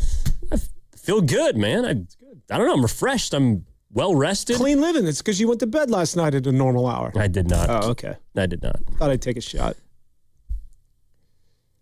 I'll leave that there. No, I was actually talking again. We were talking about what we were discussing, actually, was Bay Area legend, East Bay legend, Oaktown Golden medalist, Alyssa Liu. Oh. Free skater. She's also in team events, too. I'm not sure. Maybe it was just a pairing. But she won 2 golds, I believe. Right on. And last night I was watching her free skate routine. It was unbelievable. Right on. And Ken was watching it as well with his wife. And then you said you went down a rabbit hole of all the former gold medalist skaters. So we went, so I'm like, I got to see how these figure skaters were back in the day. Paige Flemings. So I thought of like Tanya Harding, Nancy Kerrigan, that whole era. And it's funny because watching Tanya Harding, I mean, she was an absolute monster when it came to technical ability. Kerrigan was more of the, she had the grace and the grandeur and all that thing. Liu is a mix of both. Wow. And then Tara Lipinski, we watched, she was in like 4 years later after Lillehammer, both those two. She was in Japan and she was excellent. But yeah, Liu, she brought it that I don't think any other figure skater could. She was phenomenal. Yeah, she was great showmanship, great technical ability. It's just I like miss those she's days having of fun. Tanya Harding, like she's so technically gifted, man. I know, but I miss those days of like Victor Galuli and like that whole thing. They tried to take out. I shouldn't laugh. Well, they did. They put a hitman on. See, that's the problem. Kerrigan. Did you watch I, Tanya? I mean, it's more of a hit job on her because I don't think she had anything to do with for all the Kuminga stands out there, that's what a smear campaign looks like. I, Tanya. That is what a smear campaign looks like. Because if you didn't know anything about her and you watched that film, you would come away thinking that she's just an absolute mad person. Which, to be fair, by the end, was kind of trending in that direction. Yeah, she was doing celebrity boxing. Well, yeah, but there's a lot going on upstairs that we don't know about that takes away from the fact that she was indeed a great figure skater. All right, back to the Warriors. Let's start with Austin, who we promised we'd roll out the red carpet for because he's one of our favorites and has always got great stuff. Austin, good morning, man. What's going on? How you doing? Good morning, guys. Good morning. You forgot about Yamaguchi, right, from San Jose. Good call. Try to Stanford. I mean, you can't get that girl. Come on now. I mean, she's still in the Bay, too, I believe. But, yeah, guys, so back to the Warriors. Absolutely, the other night was exposure. And in some ways, it's kind of good. You know, the Celtics came in and put on a clinic in the first 3 quarters, and the fact that the Warriors closed a little bit doesn't really – I mean, Chris Mullin said afterwards, you know, it wasn't close, so let's not get discouraged. Let's not act like it was even Agreed. a game, even Agreed. though – I mean, come on. And then I think that the exposure is good because now we can stop pretending that these guys that we run out there. I think Dan was kind of like, we got Guy and, Spencer and these guys that, listen, give them credit for making it to the NBA. But let's not, confuse that with guys that literally probably wouldn't even make some teams, certainly wouldn't play every night. So that's what we're at. And I think that that's really the challenge. Disappointment, guys, for me is, and I'm going to go after you guys a little bit just because you're in the media, of really kind of allowing this whole dysfunction to play out and not really be challenged. I mean, the whole thing with Dunleavy and Kerr and even if you don't like JK, you'd have to question how the whole thing was handled. And then subsequent to that, how the slander campaign even continued after the kid was out of town with some of the things that were reported that obviously somebody leaked. And so I think we're at a point where we're saying, hey, the dysfunction isn't just about how they're handling players. It's about the breakup of the team. The only way you can get the attention of Lacob and those guys that make tons of cash is really by attendance. I think we're starting to see that now. There's starting to be some empty seats, and believe me, if that continues, there will be changes if that continues. But then that's really the only way to get their attention is by the fans saying, "Hey, the product isn't good enough for us to pay our money to watch." So none of us want to see that, but I think that's the reality of capitalism, right? At some point, that's what speaks loudly. And then the last thing, the caller called about a trade for Draymond, sending Draymond and KP to Clippers for. Why would the Clippers do that? I mean, did you watch Leonard last night? I mean, the guy is playing at an all-star level right now. So there's no way that Leonard's getting out of L.A., and he certainly wouldn't be coming here. And so last thing, one last thing, the whole Giannis thing. Guys, can we just stop pretending like that was ever going to happen? I mean, the myth of Giannis ever coming to the Bay Area was never going to happen. And then the whole thing around, then they weren't going to do it. The player saying he thought he was going to be traded, Draymond, all of a sudden guys coming out, Lacob and Dunleavy saying it was never going to happen. What are we doing here, guys? So I'm just a little disappointed that the media here hasn't really gone after the Warriors a little more than they have, guys. Thanks for listening. Appreciate it. Appreciate the call, Austin. Well, Dan Devone has. You want to consider yourself a member of the media? I mean, you've ripped them time and time again. Well, I think that's kind of why the guy who comes here and barks on a Saturday and goes home. No, but you pay attention to the team. You've been in sports for long enough, and I don't want to age you, but you've been around the block. You've seen the way that some of these things happen, and it's not going well. That's just the reality. Like, I think that what I think the Warriors are more focused on right now is how to finish this thing gracefully. And in the process of trying to accomplish that, they've failed. They've been more concerned about how to end the dynasty, if it isn't already ended, in a respectable way, going out with their heads held high, trying to win as much as possible, which isn't enough, especially in comparison to the past. And they haven't been focused on the future. At least in my mind. I don't think they've paid enough attention to 2 or 3 or 4 years from now, outside of not having anybody sign beyond 2027. And you could say, all right, you've got all your cap space in front of you after next year. But that's not really a plan. There's not a player in place to take over. There's not a lottery pick right now coming your way because you haven't been bad enough to sink back into the bottom 14. There's not a promise of the light at the end of this tunnel. And right now it seems like they're just fully focused on trying to get to the finish line and not look embarrassing while doing it. I think Austin mentioned Jonathan Kuminga. And the only reason I go back here as it relates to Steve Kerr, I think that was sort of the beginning of the end of Steve Kerr.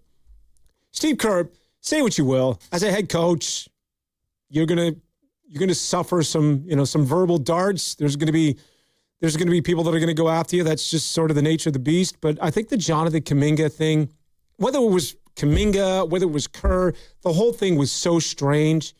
And for Steve Kerr, who's usually on top of these things, he usually is, when it comes to players and handling players or any situation, Steve Kerr is usually in control. I think that Steve Kerr, I don't have any sources. I'm not giving you breaking news, but Steve Kerr is done as the head coach of the Golden State Warriors. I would be thoroughly surprised if he comes back. And that's beginning to become more and more clear with every passing game, every passing loss. This is no longer Steve Kerr's team. And it started with Jonathan Kuminga. And just the whole thing from beginning to end was just sort of like, huh? And the way Steve Kerr handled it. And I'll say this, if Steve Kerr, if he comes back as the head coach of the Warriors next year and he makes that call, for the first time ever, I would say Steve Kerr as a professional, whether as a GM, an announcer, certainly as one of the greatest to ever do it as a head coach, for the first time ever, I could say, Steve, you're no longer reading the room. Like for the first time, I would say, Steve, you're hanging on, bro. And the train has left the depot and you're chasing that thing. He's usually really smart, and he's a guy that gets out in front of things because he thinks about stuff. He's pragmatic.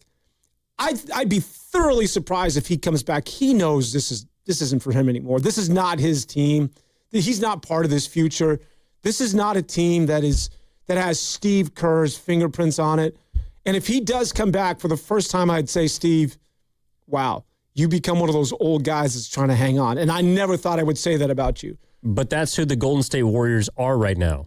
They're old guys that are trying to hang on. And I think last year they showed that they could hang on and make it to a second-round series. Do I think he's coming back? Yeah. I think it's possible. Wow. I think it's possible. Wow.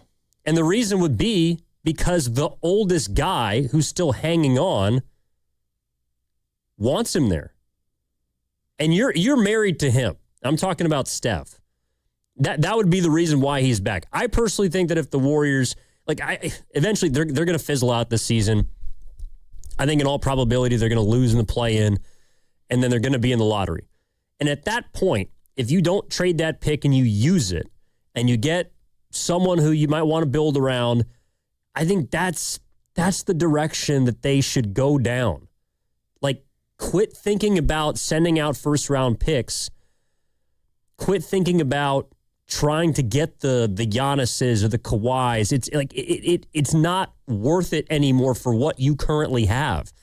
There's also, and I think this is why this season to me, when you have a dynasty or you have great players for your franchise, you have these faces, you do have to think about how they go out in some way, shape, or form.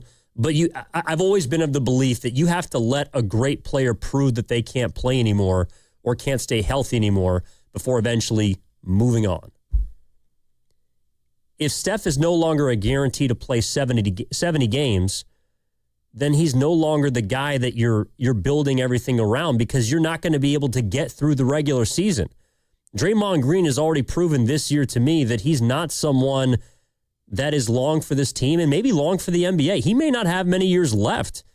I don't think he enjoys getting his ass kicked every single night. He was embarrassed. Who cares if he's embarrassed? Why does he check out of games? Because he's not good anymore. But this idea that Steph's out and we're getting blown, that I'm just going to mail it in, man. It's not cool. I don't think he's mailing it in. I think he's powerless. I think he knows better than anybody else that he does not have it anymore on a given night. For example, but right before the break, you saw him against Wembanyama. He played pretty well, made some threes. And then right after the All-Star, you could tell. He had a shot blocked by, I think it's pronounced Niemus, Keita. Keita was just trying to contest the shot. I don't think he's trying to block it at all. But Draymond threw his line drive right into his hand and just got blocked. I mean, those are plays where I'm watching. I've watched Draymond for damn near 15 years. he is cooked.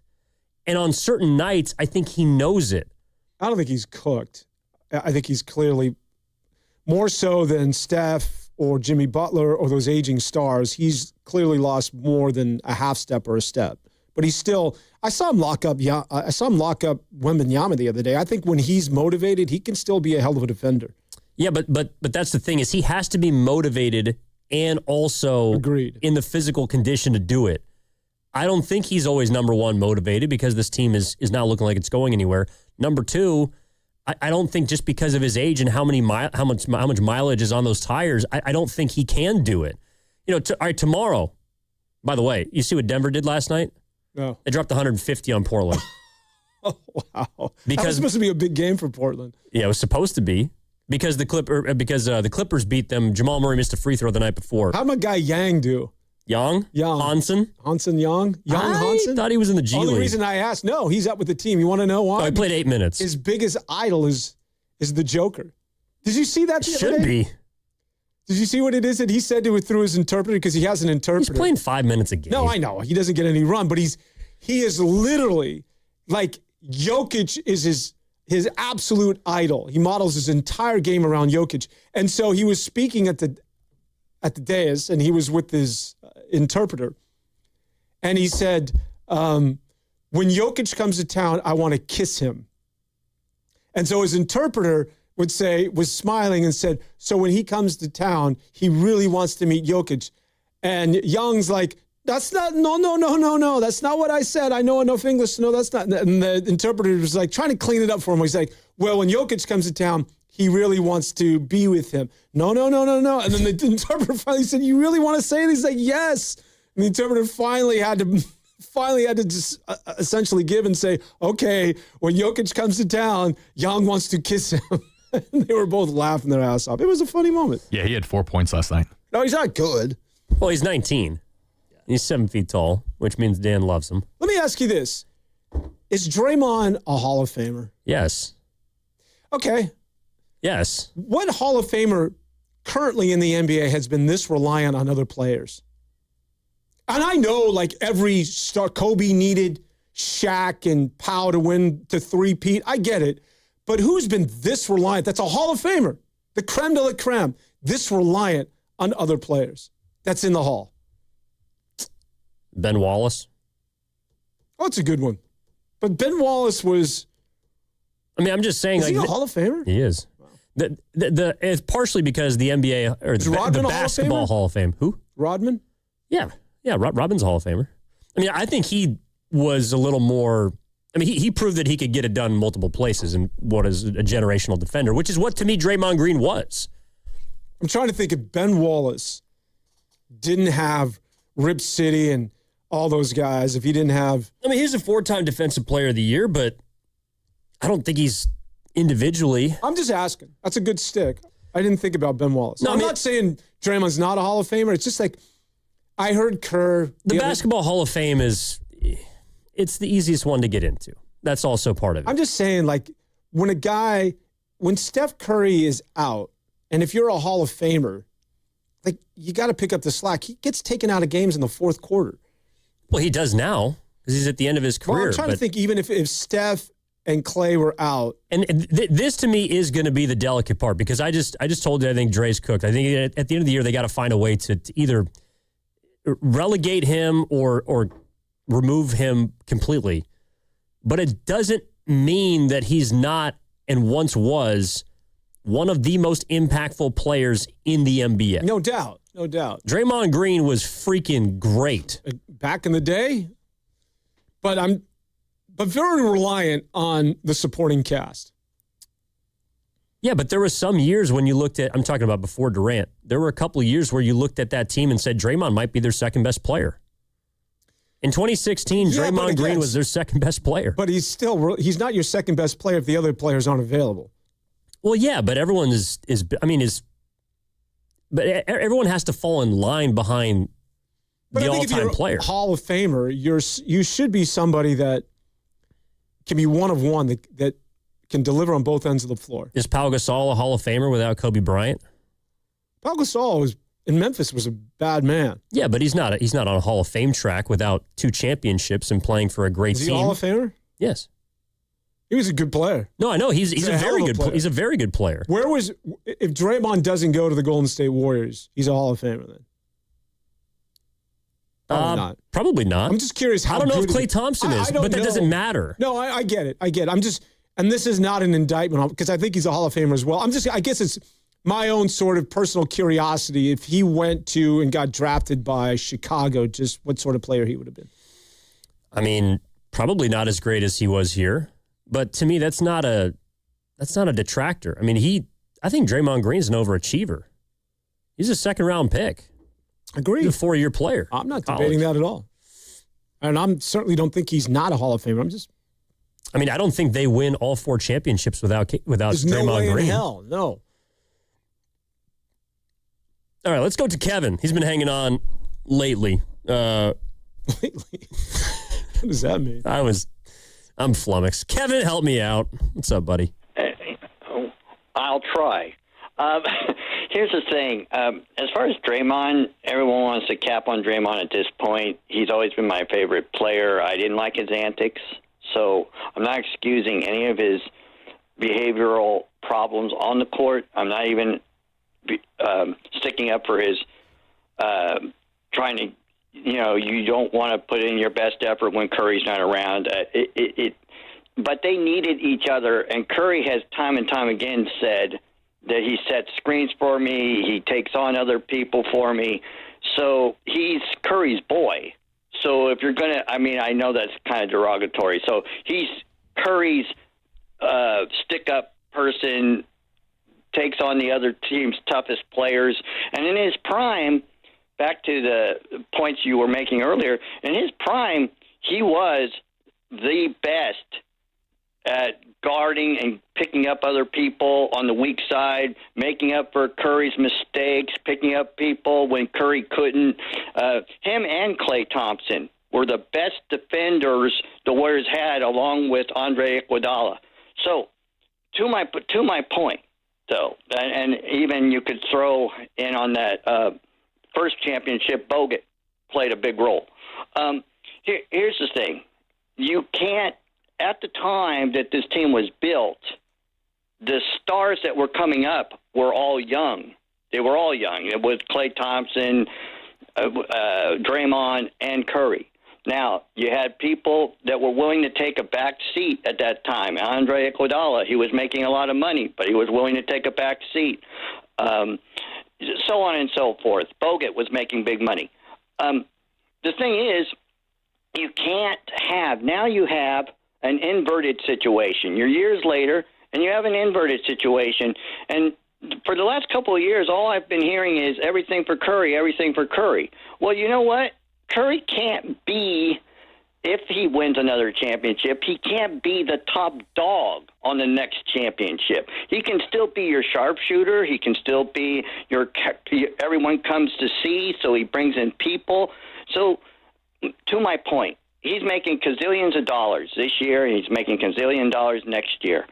I don't think this year or next year, because you cannot have Curry and Butler making the top kind of money they're making and build a roster around Curry. If it's all going to be about Curry the next couple of years, you want to pick on Draymond? His measly little $25 million next year or whatever it is not the problem. The problem is you have an inverted situation, and you're going to have to get rid of I don't even know if they can win next year.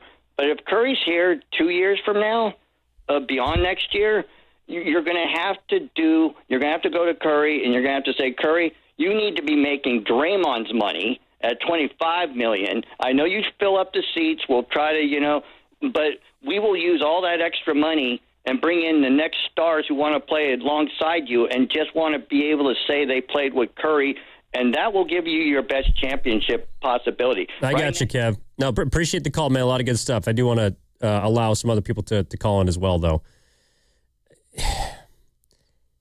Are we still under the assumption that they can win a championship next year? No, I think that was his roundabout way of saying they got to get off of Steph. Am I reading that right? No, I think he was saying that Steph has to take a pay cut. Has to take a pay cut. Well, that's not going to happen. Well, it might, just because, and this is part of it too, with the new league rules, unless you play a certain amount of games, you cannot qualify as an All-NBA player. That means you're not qualified to get the Supermax if you're not an elite player, which is defined as someone who's made an All-NBA team 2 out of the last 3 years. Well, if that's the case, yeah, but he's not, to his point, I don't think he was talking about whether he qualifies being All-NBA or not. I don't think the Warriors are going to go to him and say, you got to take a haircut. That conversation's not happening. No, all the pressure's on Curry. And this is why it's, I think it's kind of why the Warriors are in the spot they are. But right now, they don't have a ton of good choices. And they're waiting for someone to make those decisions for them. I think that guy is Curry. And it's kind of unfair because he's a player. He's not a general manager. He's not an owner. He's not a coach. But clearly, there's a lot of indecision right now inside of Chase Center. People have different ideas of what they want to do and how they want to proceed with this thing. But there's not a lot of alignment. I think Curry's the one guy that if he goes into that room and says, all right, this is what I want to do. I want to try and win some games, get me an older veteran piece. All right, well, that's a path. It may not be a good one, but that's what we're going to do. If Curry says, hey, guys, I just don't see next year, even though Jimmy's coming back, maybe Porzingis is how I don't see how we're going to be able to get this done. Keep the pick, draft a kid. Let's see if he can play. Yeah, I don't think it's got to be more collaborative. You can't have Steph Curry making these decisions. It's sort of why you're at where you're at. You have to do what's best for your team. I think they've almost had too many voices. Well, you have to. Somebody's got to be the adult in the room and just saying, this is the direction we're going in. Now, how do we deal with Steph? We bring Steph in and say, Steph, this is what it is that we need to do and we want to do. We want to make sure you're on board. You can't go to Steph and just say, hey, what do you want to do? It doesn't work that way. And at least it shouldn't. In an ideal world or on a good basketball team, you can't just simply say, Steph, you got carte blanche. But I think that's why they're in the spot they are, because maybe I don't think they have. Well, somebody's got to grow a set and do this with the right way. Well, but this is the thing. Their right way, no one's been happy with. I think they have done exactly what you're talking about. They say, Steph, we're going to get Jimmy Butler. We're going to do this. We're going to do that. We're going to go down this path, and this is going to be it for the next 2 years. That path towards ACL. So now you got to pivot. And I think they're waiting for this magical door to open up, and right now it's shut. All right, 888-957-9570 is the number. Taking your calls. I see you, the great Mitch in New Jersey. Oh, no way. On the other side. Mitchie. And we got to get into this Lacob stuff, some of these comments. We'll do that from now until noon. Warriors This Week, back after this. Did you know that most people wait 6 or 7 years before they buy a new TV? That's a lot of time in front of one TV. So why not get one of the best sets for the next 7 years, like one of the top-rated Samsung, LG, or Sony models? Too expensive? What if you could get up to $1,000 trade-in for your old set? Who would do a stupid deal like this? Right now, at Video Only, you can get big bucks for your old set as a trade-in and a hot price on the new models. Don't be sorry. Check out Video Only. Winter is in full swing, and Aleve is here to keep you moving. When the cold weather sets in, everyday aches and pains can linger, but Aleve's got your back. With up to 12 hours of body pain relief per dose, Aleve keeps you going with long-lasting body pain relief to get you through whatever the season brings. Chilly days or cozy nights, Aleve gives you that long-lasting body pain relief you can count on this winter. Try Aleve. Use as directed for minor aches and pains. Tired of love handles that don't love you back? This February, show yourself some real love with medical weight loss that works. Jumpstart MD blends expert care with GLP-1 medications like semaglutide and tirzepatide, plus one-on-one guidance to protect muscle, metabolism, and your sanity. Visit one of 13 Bay Area clinics or start online from anywhere. Start now for just $20.26 when you mention radio. Call 855-JUMPSTART or go to jumpstartmd.com and start seeing results you'll actually love. Right now is the perfect time to head to Saramonte Ford. Huge selection, big savings, and straight up great deals. They've got a lineup of brand new Fords ready to roll. Trucks, SUVs, and hybrids, all priced to move. Whether you're buying or leasing, Saramonte Ford makes it easy, fast, and stress-free. So don't wait. Stop in person right off 280 in Colma or online 24/7 at SaramonteFord.com. That's SaramonteFord.com. Saramonte Ford, your San Francisco Bay Area Ford dealer. Your home is your sanctuary. Keep it that way with the beauty and performance of Milgard windows and doors. From the elegant Tuscany series to the modern slim profile Trinsic series, Milgard offers energy-efficient solutions and lifetime warranty options. At Ashby Lumber, our experts are here to help you find the perfect Milgard fit for your project, whether you're a DIYer or a professional contractor. Visit our dedicated door and window showrooms in Berkeley or Concord to see the Milgard difference in person. Start your project today at ashbylumber.com. Ashby Lumber, your trusted building partner since 1968. Want to talk about low testosterone or impotence? No way, right?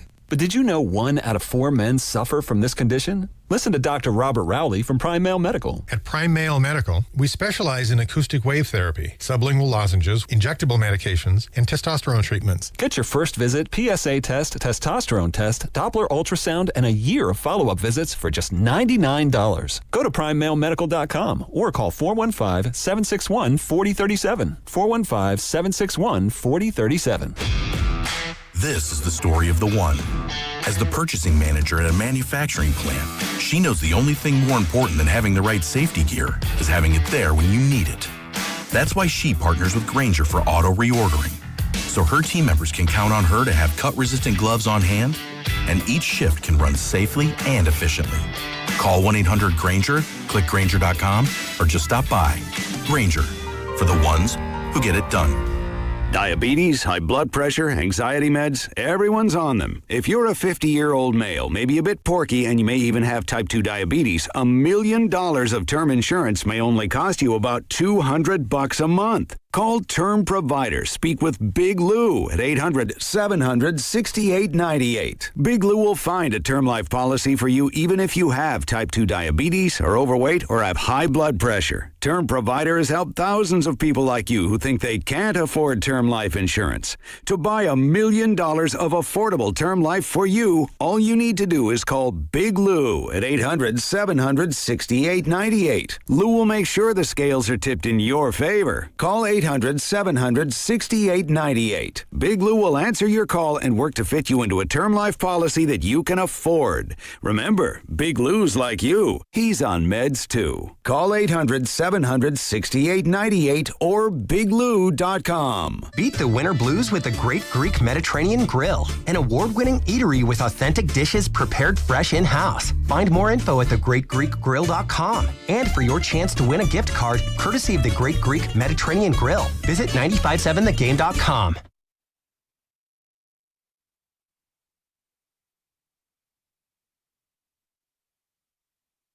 Evan, you kind of broke my heart. Now back to Warriors This Week on 95.7 The Game. I have a history of that. Tom Petty. Heartbreaker. The Heartbreakers. Oh, you got a song of the week?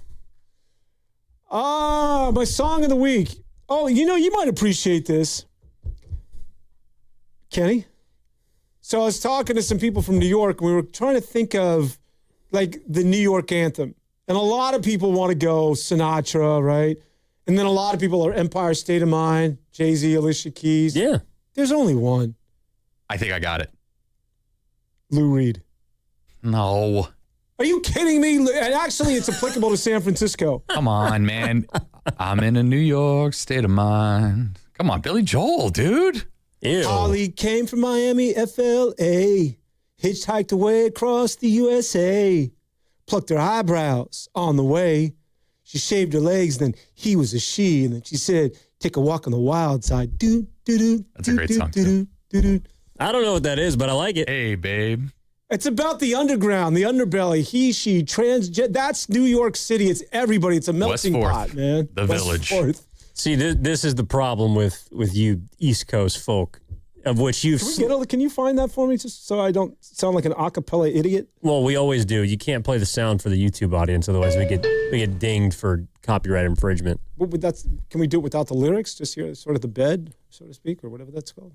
Well, what are we going to do? Karaoke for the next hour and a half? You're familiar with the song, though. No, I'm not.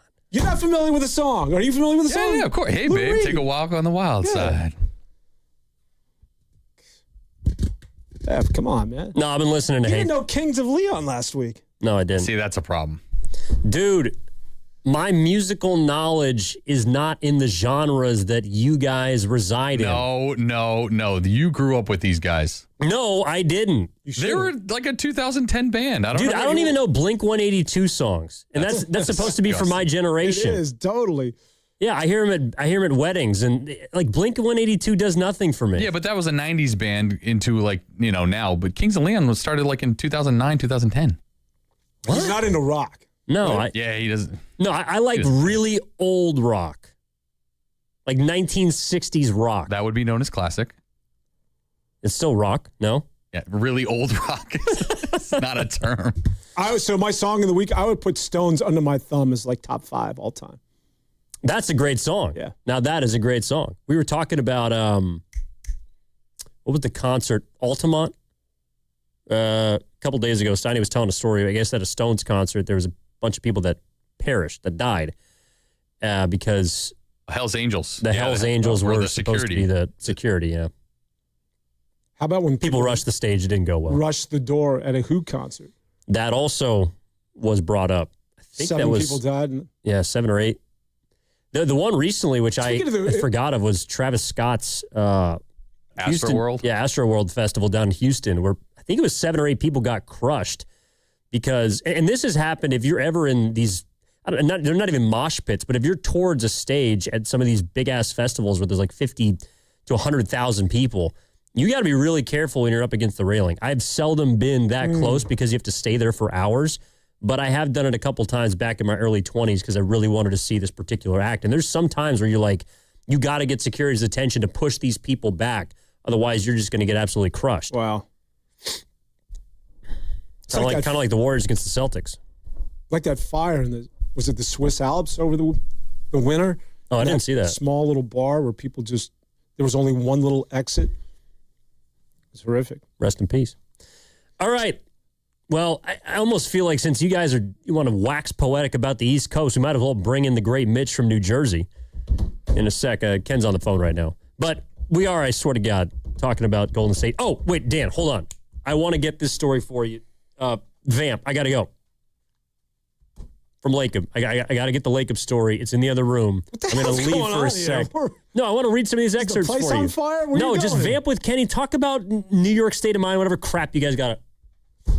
Oh, well. Evan Giddings has just left the building. I had no idea. This is a first for me. He just got up and left. He just simply got tired of me. So the Knicks, they got tough one against Detroit. They smacked us the other day. I mean, that's Detroit without Jalen Duren. You know what the funny thing is? Without Isaiah. Your man Cat has got to go. Like, what's Listen, up? he's a little flimsy, but I will say this. Stephen A. Smith gave us the A-OK because he wrote them off. And I'm like, good. Yeah. Because I'm with you there. Last year, Celtics undefeated against us. And I think who was the other one? Cavs might be. But yeah, we're good to go when it comes to playoffs. All right, there's your 2 minutes of New York Knicks basketball talk on 95.7 The Game. Bing bong. Now let's go to Mitch in New Jersey. Oh, as if we're getting away from the East Coast. Well, not really. What's up, Mitch? How you doing, man? How you doing, Evan? Dan, what's happening? How's the dog? Or the cat? Cat, he's good. He's hiding somewhere. You know, he's only friendly when it's feeding time, and usually at 3 o'clock in the morning I get the chirping. He chirps. I thought cats meow, but he's a chirper. And his brother used to knock on the door at the same time. 3 o'clock, so. Nice. Sleeping late through, it's not easy. 2 grandchildren, they'll get me up too. It's not a problem. I love it. Wouldn't want it any other way. One day at a time, Mitch. I got you. Yeah. Oh, you'll get your time. You see, I won't be around, but you see young stuff. You'll get up there. The years are flying. The only guys I want on this team, Curry. Come on, he's the best Golden State player, I think, probably ever. Top 3 at least. Melton, and then I say Will Richard. Anybody else, if you can get even a second-round pick or a high first, I would take it. And I would say Will Richards, I think he's shown more than Moody. Moody's just a little better than J.K. Came in that same lottery draft. Not every pick, just because they're a lottery pick, doesn't mean they're going to be guaranteed to be good. What's this stuff with trying to fix his tanking? Wink, wink. If you have a set of salary scale, it doesn't guarantee that the player is going to be good. So, I mean, teams... But anyway, you guys start rebuilding. See, they did a little better than the Giants, but the San Francisco Giants didn't rebuild after they won on the even years only. Well done. Not like the Dodgers. They keep winning. Mets, they keep trying. At least they're spending. They got Bichette, by the way. There right? it is. I was afraid. Nice transition, Mitch. The streak continues. Josh Naylor remains with Seattle. I think it's going to be Seattle and the Dodgers in the World Series. And then they go on a big strike because I don't know why. Make these billionaires spend money. Hey, Mitch, are you and our producer? With the news there. Are you and our producer Pasta? Are you guys buddies on social media, on TikTok, Instagram, or whatever the hell that crap's called? His name's Steven Risotto. Oh yeah, I got a tweet from him. I was trying to tweet you, Evan, because I was trying to get on your show on Monday with Guru. I haven't spoken to him in such a long time. You guys are great, but I know. I'm still in probation. You want to call it that. You know the story. Yeah, my account's suspended. Yeah, who owns that? Mr. Elon? Yeah, Elon Tusk. Not many good things to say about Elon. Yeah, he's got just has a lot of money. Doesn't know what to do with it. We gotta start just rebuilding, but not completely though. Yeah, hey, Mitch. Great call, Mitch. Great call. I have a buddy who went out with Elon Musk's mother. What? Yeah, she used to live here in San Francisco, owned an apartment building on Pine Street. Is she free tonight? Boy, you are reaching, brother. Just a question. All right, we're going to get back into the Warriors with BPA. I know BPA's got some stuff to say about Kerr, Kuminga. Shout out to Mitch, by the way. BPA, save us from going off the deep end, buddy. What's up? Hey, guys. How you doing? Awesome. Yeah, I think the comment that Kuminga is the undoing of Kerr is like literally the most idiotic and preposterous thing I've ever heard on this station. He's a bust, right? And 31 teams in the NBA had no interest in acquiring him at the deadline for almost nothing. So we'll see how it plays out. But there is, I mean, give me the number of players that underachieved in Golden State or Kerr didn't take advantage of them that went on to riches elsewhere. And the answer to that is 0 players. So Ty Jerome? I would go with Kerr's track. Come on, dude. Ryan Rollins? God. Yeah. Ty Jerome was the 6th player of the year. Rollins. What do you mean? Come on, dude. He was the 6th player of the year. You want me to go down the list? He was the runner-up. Yeah, but that's not a scenario where Kerr was locked in a contentious relationship with a lottery pick, right? That's okay. So let me ask you this: so you're going out? Wait, hold on. What's your name again, by the way? BPA. His name's Brian. Brian. BPA, Dan. BPA. Brian. I like the name, by the way. Brian. It's an acronym. Thanks. So you can't take liberties. This is what I said. That it's not his undoing, but rather the whole situation was weird. Now, you don't have to agree with me, but verbatim, that is what I said. The situation between Steve Kerr and Jonathan Kuminga, even over the last 5 years, and specifically from the beginning of this year to where it ended up, is just strange. You don't have to agree with me, but I would think that the majority of the people objectively, if they were to look at the Jonathan Kuminga, Steve Kerr, where he started well and then went to the doghouse and gets pulled. I'm not defending Jonathan Kuminga. I'm just saying, objectively, it's a bit strange. Again, he's a bust, right? He's a bust lottery pick, and Kerr never wanted to draft him in the first place. That's pretty well documented. Okay. Probably would love to have moved him many number of times through the years, and Lakeup refused, right? Gotcha. So, yeah. Okay, so if you want to get back to like BPA, again, if we're going to speak towards my comments, I disagree with you, but let's just say for the sake of this conversation, I'm on board with you. You disagree that he's not a bust? I don't know that. You get back to me at 3 years from now when he's in Atlanta. I mean, he's half a day. Okay. Let's just say he's a bust. Who led the team in scoring last year in the playoffs when Steph Curry went down to Minnesota? God, you guys are really desperately clinging to that rock.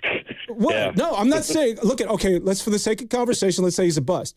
My point being, he lost, right? I mean, that's the reality. Lakeup's not even trying to claim victory in it anymore, right? My point being, did you think this year with Steve Kerr and Jonathan Kuminga was just a bit strange? Forget about him being a bust or doghouse or whether you side with Kerr or Jonathan Kuminga.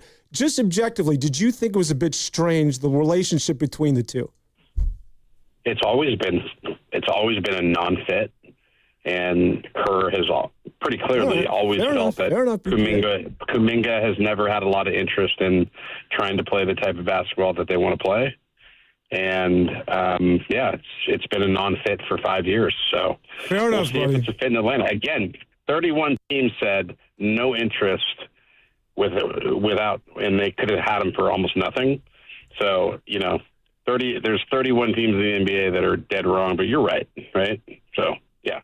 Wow, BPA, man. Hey, BPA, who did you want the Warriors to trade Kuminga for in the past? I think he left. Did you pull him? Well, that's the other part about this too. You let him go. He'll call in next week. He's like Linus. He's got a rain cloud over him. This is not a Dan Devone. That's Linus, right? Jonathan Kuminga, public defender. I'm just saying. No. You'll die on the TJD hill. That's the one where we're going to. The relationship between those two was very strange without knowing the inner workings. And maybe one day Steve will say, well, this is why I put him in the doghouse. This is why he didn't play.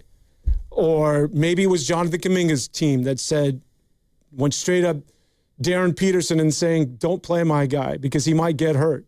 I don't know what was happening. All I know is that it was weird. And I don't care what BPA, he can say whatever he wants to say. That was weird, and you're not going to convince me otherwise. And that's not an indictment on whether Jonathan Kuminga is good or bad or a bust or otherwise, or whether Steve Kerr is a good coach or not a good coach. I'm just telling you that damn thing was strange. And that's full stop. You ain't going to convince me otherwise. No, I think it was kind of simple. He never liked him as a player. But I think he thought he was a fine dude, a good kid, family guy, all these things. But when it came to basketball, he didn't like him. From the beginning of this, you just re-signed the dude over the offseason. To trade him. But regardless, from where he started, all we talked about was over the summer. What are you going to do with his contract? You signed him to a deal. Yes. Okay. He starts the season, he plays well. And then all of a sudden, he goes into the... Again, I think people want to parse this out of you have to pick a side. It's either he's a bust, Steve Kerr didn't like him. All I'm saying is that just look at this from 30,000 feet above. It is weird, man. It is weird where we were from the beginning of the summer to where we got to the beginning of the year to a month into the season to where we finally they parted ways. I'm just saying, again, just from an objective lens, that whole thing was sort of strange. No, it's weird. I'll give you that. But whether you're correct or BPA is correct or all people, that's going to be determined by what Kuminga does for the rest of his career. When you say that, you're making it appear as though I'm defending Jonathan Kuminga. I'm not trying to say that, but whether or not. To me, it's going to look bad, and it's going to look even more strange if Kuminga blossoms in Atlanta. If he doesn't, or he goes somewhere else and, as a bench player or a contributor, I don't know, maybe he's a nice role player. Like, if he's out of the league in 4 years, I don't think people will look back on his time in Golden State and say, well, that was strange. I wouldn't even say the 5 years. I would just say this snapshot of where everybody focused on his contract and you signed him to a contract and then eventually how things played out. That's not defending Steve Kerr. That's certainly not defending Jonathan Kuminga. I think it was just sort of very different. Yeah, potentially. I think anytime you mention his word, people are either like, you got to pick a lane. You're a Jonathan Kuminga guy or a Steve Kerr guy. Oh, it's a freaking civil war that I'm glad it's over with. And you keep bringing it up on Warriors This Week. Devone's going to get us.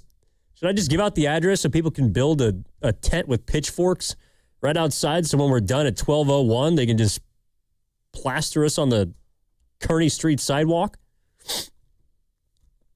Thank you, 808. I'm glad someone got that. The Boxer and Gerson work injury attorneys text line. I don't have that. I don't have anything today. You don't have anything. Nice Rick and Morty reference with the Elon Tusk pull. Thank you very much. See, my knowledge, it's a little more off the beaten path than your guys's. I don't know these. Who's the guy you told me about last night? Judas Priest. Yeah. You're joking. One of the greatest heavy metal bands of all time. Yeah, and I told you I don't listen to heavy metal. Now I know who Judas Priest is. What about AC/DC? Hell's Bells. Yeah, I do like that. That's because your guy was coming out of the bullpen. Who was that dude? You got to go further back than that, though. Trevor Hoffman. Bon Scott, man. Highway to Hell. Oh, I know that song. See, this is the thing, though. Like, off rip, I don't have... My recall is not as... Are you a Blue Oyster Cult guy? Not as trained. Love Blue Oyster Cult. Don't fear the Reaper. Don't fear the... Yeah. You want me to just go? Leave you guys for the last hour to talk about your songs. Music this week. We want to get into Darren Peterson because I think there's crossover to that of the NBA. We got 5 minutes. Oh, is the show over? No, I mean until the break. I think that Darren Peterson. Honestly, I am hoping that every single team in front of the Warriors that's picking this year is going to think the way that you do about him. Whoa, what are you doing to me? You think that he is someone who doesn't love the game. No. You think he's someone who isn't fully committed to being the best version of himself. You're already labeling him the way that people are coming down his road in Lawrence, Kansas. No. You are one of those. The same way that you're talking about the rest of these NBA guys who don't give a crap, that's how you're looking at Darren Peterson. I hope talent evaluators feel the same way that you do. Yes, I'm putting words in your mouth. Feel the same way that you do, just so that he can fall to Golden State, because he's going to be a baller in this league. No doubt. I'm right there with you. This is like the Sopranos when they just simply go, whoa, oh, that's you. What are you talking about? Well, I just went Gaslight Giddings on you. Oh, I'm on board with you. I feel the exact same way. That's going to be a new segment. You know I'm going to put words in your mouth. You know what's funny? For an hour of every single show we do together. As much as Stephen A. and all these people talk about, oh, don't draft this guy. Go look at the mock draft. He's the first guy off the board. And you're right. For anybody that does not, if you're a GM and you pass on this guy, you're an idiot. That's right. People said the same thing about Anthony Edwards at Georgia. He didn't really care. In fact, why? Maybe because he was in Georgia, close to Atlanta, close to home, where he wants to go to eventually kick his feet up. It is a little troublesome the way he's taking himself out of games, but I don't blame that on him. I don't give a crap. This is he doesn't want to ruin what is going to be his future, which is a 15-year all-star laden NBA career. That guy's a beast. Well, then maybe he shouldn't have gone to the University of Kansas. They wanted him. Never did I think. By the way, did you notice, and this is how you know that, number one, they're placating to him. Number two, they don't care. The moment that he asked out of that game, after, by the way, just drilling a shot, he says, take me out. Bill Self immediately down the bench. All right, you're up. He didn't question it at all. Darren Peterson runs that team more than Steph Curry runs the Golden State Warriors. Well, Bill Self sort of threw him under the bus afterwards. With his passive-aggressive, I'm just sort of used to it, and that's what he's doing. It was the Bill You asked for this. It's the Bill Self's comments that I think really sort of lit this thing. Yeah, but he asked for this. You got the player. You clearly didn't know enough about him. I'm sure Bill Self has met Darren Peterson many a time before he actually stepped on that campus. I think that there's a lot of things at work here. Wait for the tournament. And Darren Peterson here's the thing thrives the Big Ten, the Big 12, the SEC, and the real fourth power conference, the West Coast Conference. We talk about Bill Self. This sort of gets back to my take on James Harden last week. James Harden's getting over on the system and people don't like it. Well, this kid is sort of a product of James Harden. He's sort of a product of everything that's happened in the NBA because the NBA sort of filters down to the college level. He's just a product of what's from load management to teams tanking and quitting. He's preserving his future. But here's the problem with Self. Who's the highest paid coach in the NBA or at the NCAA level right now? I'll answer that for you. I hate rhetoricals. It's Self. He's close to $9 million a year. Yeah, Bill Selfish. And if I was that kid, I'd say, look, man, You got your bag. Let me get a little taste. Who the hell are you to pass judgment on me? I'm a young man. Like, let me get mine. Like, you got your $9 million. It's easy for you to pass judgment on me. And by the way, are you worth that $9 million without Joel Embiid, without Andrew Wiggins, without Kelly Oubre? No, man, you're relying on boys like me. So I get it. You may not like what I'm doing, but you ought to think twice before you go after me. But this is the same thing we talk about with Steve Kerr. There is no great basketball coach without great players. Name me one. No, I agree. But my point being is that if that's how you're making your $9 million, which is fine, but don't go after me. Don't go after me trying to get my bag. You got your bag. Well, I see it both ways. I mean, Bill Self has to at least, he's frustrated, I'm sure, because this guy plays when he wants to play and doesn't when he doesn't. But that's what you signed up for. To me, being pissed off about a guy asking out of a game when he has a cramp or doesn't have a cramp, I don't know. He already had like 18 points, by the way. Was absolutely raining on, what was that, Arizona? Anyways, that's what you signed up for. BYU, right? Wasn't that the AJ? The DeBoncha game. Yeah. Still, though, you signed a player, you gave him a massive amount of money to come in and play, but if you didn't feel like that he was going to compete the way that you wanted him to be the gym rat, to be the 1960s dive full-fledged on the floor. And well, I know it was that. He just wants him to play a full game. Well, he does play full games when he's ready, when he wants to. Well, here's the reason why. It's not about you knew who he was. If Self has an issue with him right now, you know what you do? If you're that guy that's about ethics and morals and that it's about, I want to do it the right way, what do, Ev? You don't play him. If you have an issue and you want to teach the other players, or if you're a guy that has a standard and you're recruiting people because you want to do it a certain way, tell him, I'm sorry, but you and your agents are not going to dictate things and you are not playing for me. I'm going to sit you. You're going to be DMP'd until you understand how to buy in. If you're really that guy, the hell with Bill Self and his $9 million and this passive-aggressive way of going after Peterson in these post-game conference. I'm sure he's saying to hell with Darren Peterson. If he is, don't play him. Don't. If you're going to play the guy and know that's what's going on, don't throw him under the bus afterwards. If you really feel that way, then just simply DMP the guy. No, you need him. Because he's your best player. He's the best player in the country. I mean, look. Darren Peterson is doing what everyone in the NBA does. He's load managing. He's load managing until they get to this conference tournament. So he can go on his spree to get his bag, to be the number one pick, and go on and have his NBA career and eat his cake too. That's what he's doing. College is a stepping stone. Put on my gloves. Are you going to take me out back? No, where's BPA? During the commercial break? He kind of got to you. I noticed that. Man, I was fired up. I noticed that. Yep. Yeah, BPA. Call in next week. Dan's going to bring out the O.J. Simpson mitts, and that was a step too far. All right, we're going to take a break here on 888-957-9570 is the number. I got to read these Lacob comments to you on the other side. Oh, you are not, man. That's worse than sound. You're going to read? Well, we got that and Justin Verlander coming up on Warriors this week, 95.7 The Game. God, no.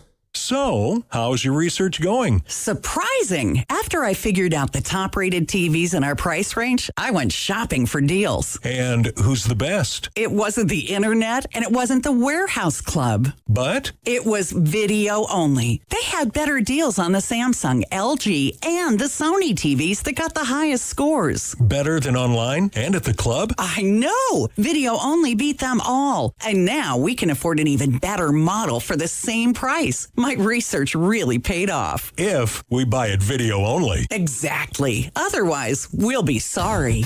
At Video Only, you won't find huge stores with refrigerators or microwaves, but you will find the best deals on top-rated TVs, soundbars, and monitors. Shop around. Just make sure you visit Video Only, because if you don't, you'll be sorry. In Mountain View, San Mateo, Union City, Dublin, and San Rafael. Video Only. Hey, this is Willard and Dibs from 95.7 The Game with great news from Safeway. You can earn Safeway rewards with each purchase you make. Then use your rewards for discounts on groceries or up to 20 cents off per gallon in gas rewards at participating Chevron or Texaco stations, and up to $1 off per gallon at participating Safeway fuel stations. Not a member? Register for an account with your phone number at checkout and start earning rewards today. I personally love shopping at Safeway and saving up to 20% on my purchases for you with personalized deals, meal plans that list the ingredients needed to make shopping easy, and pet perks. There's something for everyone, including a free item every month from some of my favorite brands. If you sign up today, you can get $5 off your first purchase of $25. Restrictions and exclusions apply. Learn more at Safeway.com/4U. That's Safeway.com/FORU, as in the letter U. We will see you at Safeway soon. Shopping with your parents can be embarrassing. Why would they sell jeans with holes in them? I'm going to speak to the manager. Mom! That hoodie is giving. You should get it. YOLO. Thanks to the Chase mobile app, your kid can shop independently while you keep an eye on their spending. So you can go from... We can be twinsies. ...to... How was shopping? Saw you stayed on budget. Thanks, Mom. Freedom for kids, control for parents. That's family banking from Chase. Account subject to approval. Chase mobile app is available for select mobile devices. Message and data rates may apply. JP Morgan Chase Bank N.A. member FDIC. Injured at work? Don't wait. Every day you delay can mean lost wages, delayed medical care, and more stress for your family. At Boxer & Gerson, we fight for people just like you. Construction workers, delivery drivers, factory workers, restaurant staff, hardworking folks who get hurt just trying to earn a living. We won't back down. We get results. You work hard, you deserve real help. Call Boxer & Gerson now at 510-835-8870 or visit boxerlaw.com. The consultation is free, but waiting could cost you. Boxer & Gerson, justice for workers. Chick-fil-A's new Frosted Sodas and Floats. It's a 10 out of 10. Hey, this is Lizzie, a team member at my local Chick-fil-A, and a little thing I love about the Chick-fil-A chicken sandwich and new Frosted Sodas and Floats is how well they go together. You will love having your favorite soda blended with our creamy ice stream to make a new Frosted Soda or Float. With the mix of the ice stream and soda fizz, it's so delicious, I call it Fizzalicious. Order a Chick-fil-A chicken sandwich and a new Frosted Soda and Float at your local Chick-fil-A restaurant. Real team member paid for their testimonial. In a world in need of a hero, one man rises to the challenge in style. He is... just driving the kids to soccer practice. Make every day feel epic in the all-new Hyundai Palisade Hybrid with up to an EPA-estimated 619 miles of range on select trims, advanced tech, and class-leading interior space. Visit HyundaiUSA.com or call 562-314-4603 for more details. And hey, come on, no cleats on the seats. 95.7 The Game has your chance to run in the iconic San Francisco Marathon. Head to 957thegame.com and enter for your chance to win a full marathon bib for the San Francisco Marathon on July 26th. Get all the details and enter now at 957thegame.com. This is the story of the one. As an HVAC technician, he and his digital multimeter are in high demand. So when a noisy office HVAC turns out to be a failing blower motor, he doesn't break a sweat. With Grainger's easy-to-use website and product information, he selects the product he needs to keep everything humming right along. Call 1-800-GRAINGER, click Grainger.com, or just stop by. Grainger, for the ones who get it done. It all comes down to this, folks. Yep, the entire season is on the line. But my throat has officially thrown in the towel. Sounds like you need Vicks VapoCool drops. They're max strength and vaporize sore throat pain. Whoa! These VapoCool drops hit fast. Speaking of fast, did you just see that play? Yeah, he vaporized that ball. That pun should have come with a penalty. Vaporize sore throat pain with Vicks VapoCool drops. Use as directed. You're listening to 95.7 The Game, KGMZ FM in HD1 San Francisco on Odyssey Sports Station. Always live on the free Odyssey app, Twitch, and YouTube. Powered by First NorCal Credit Union.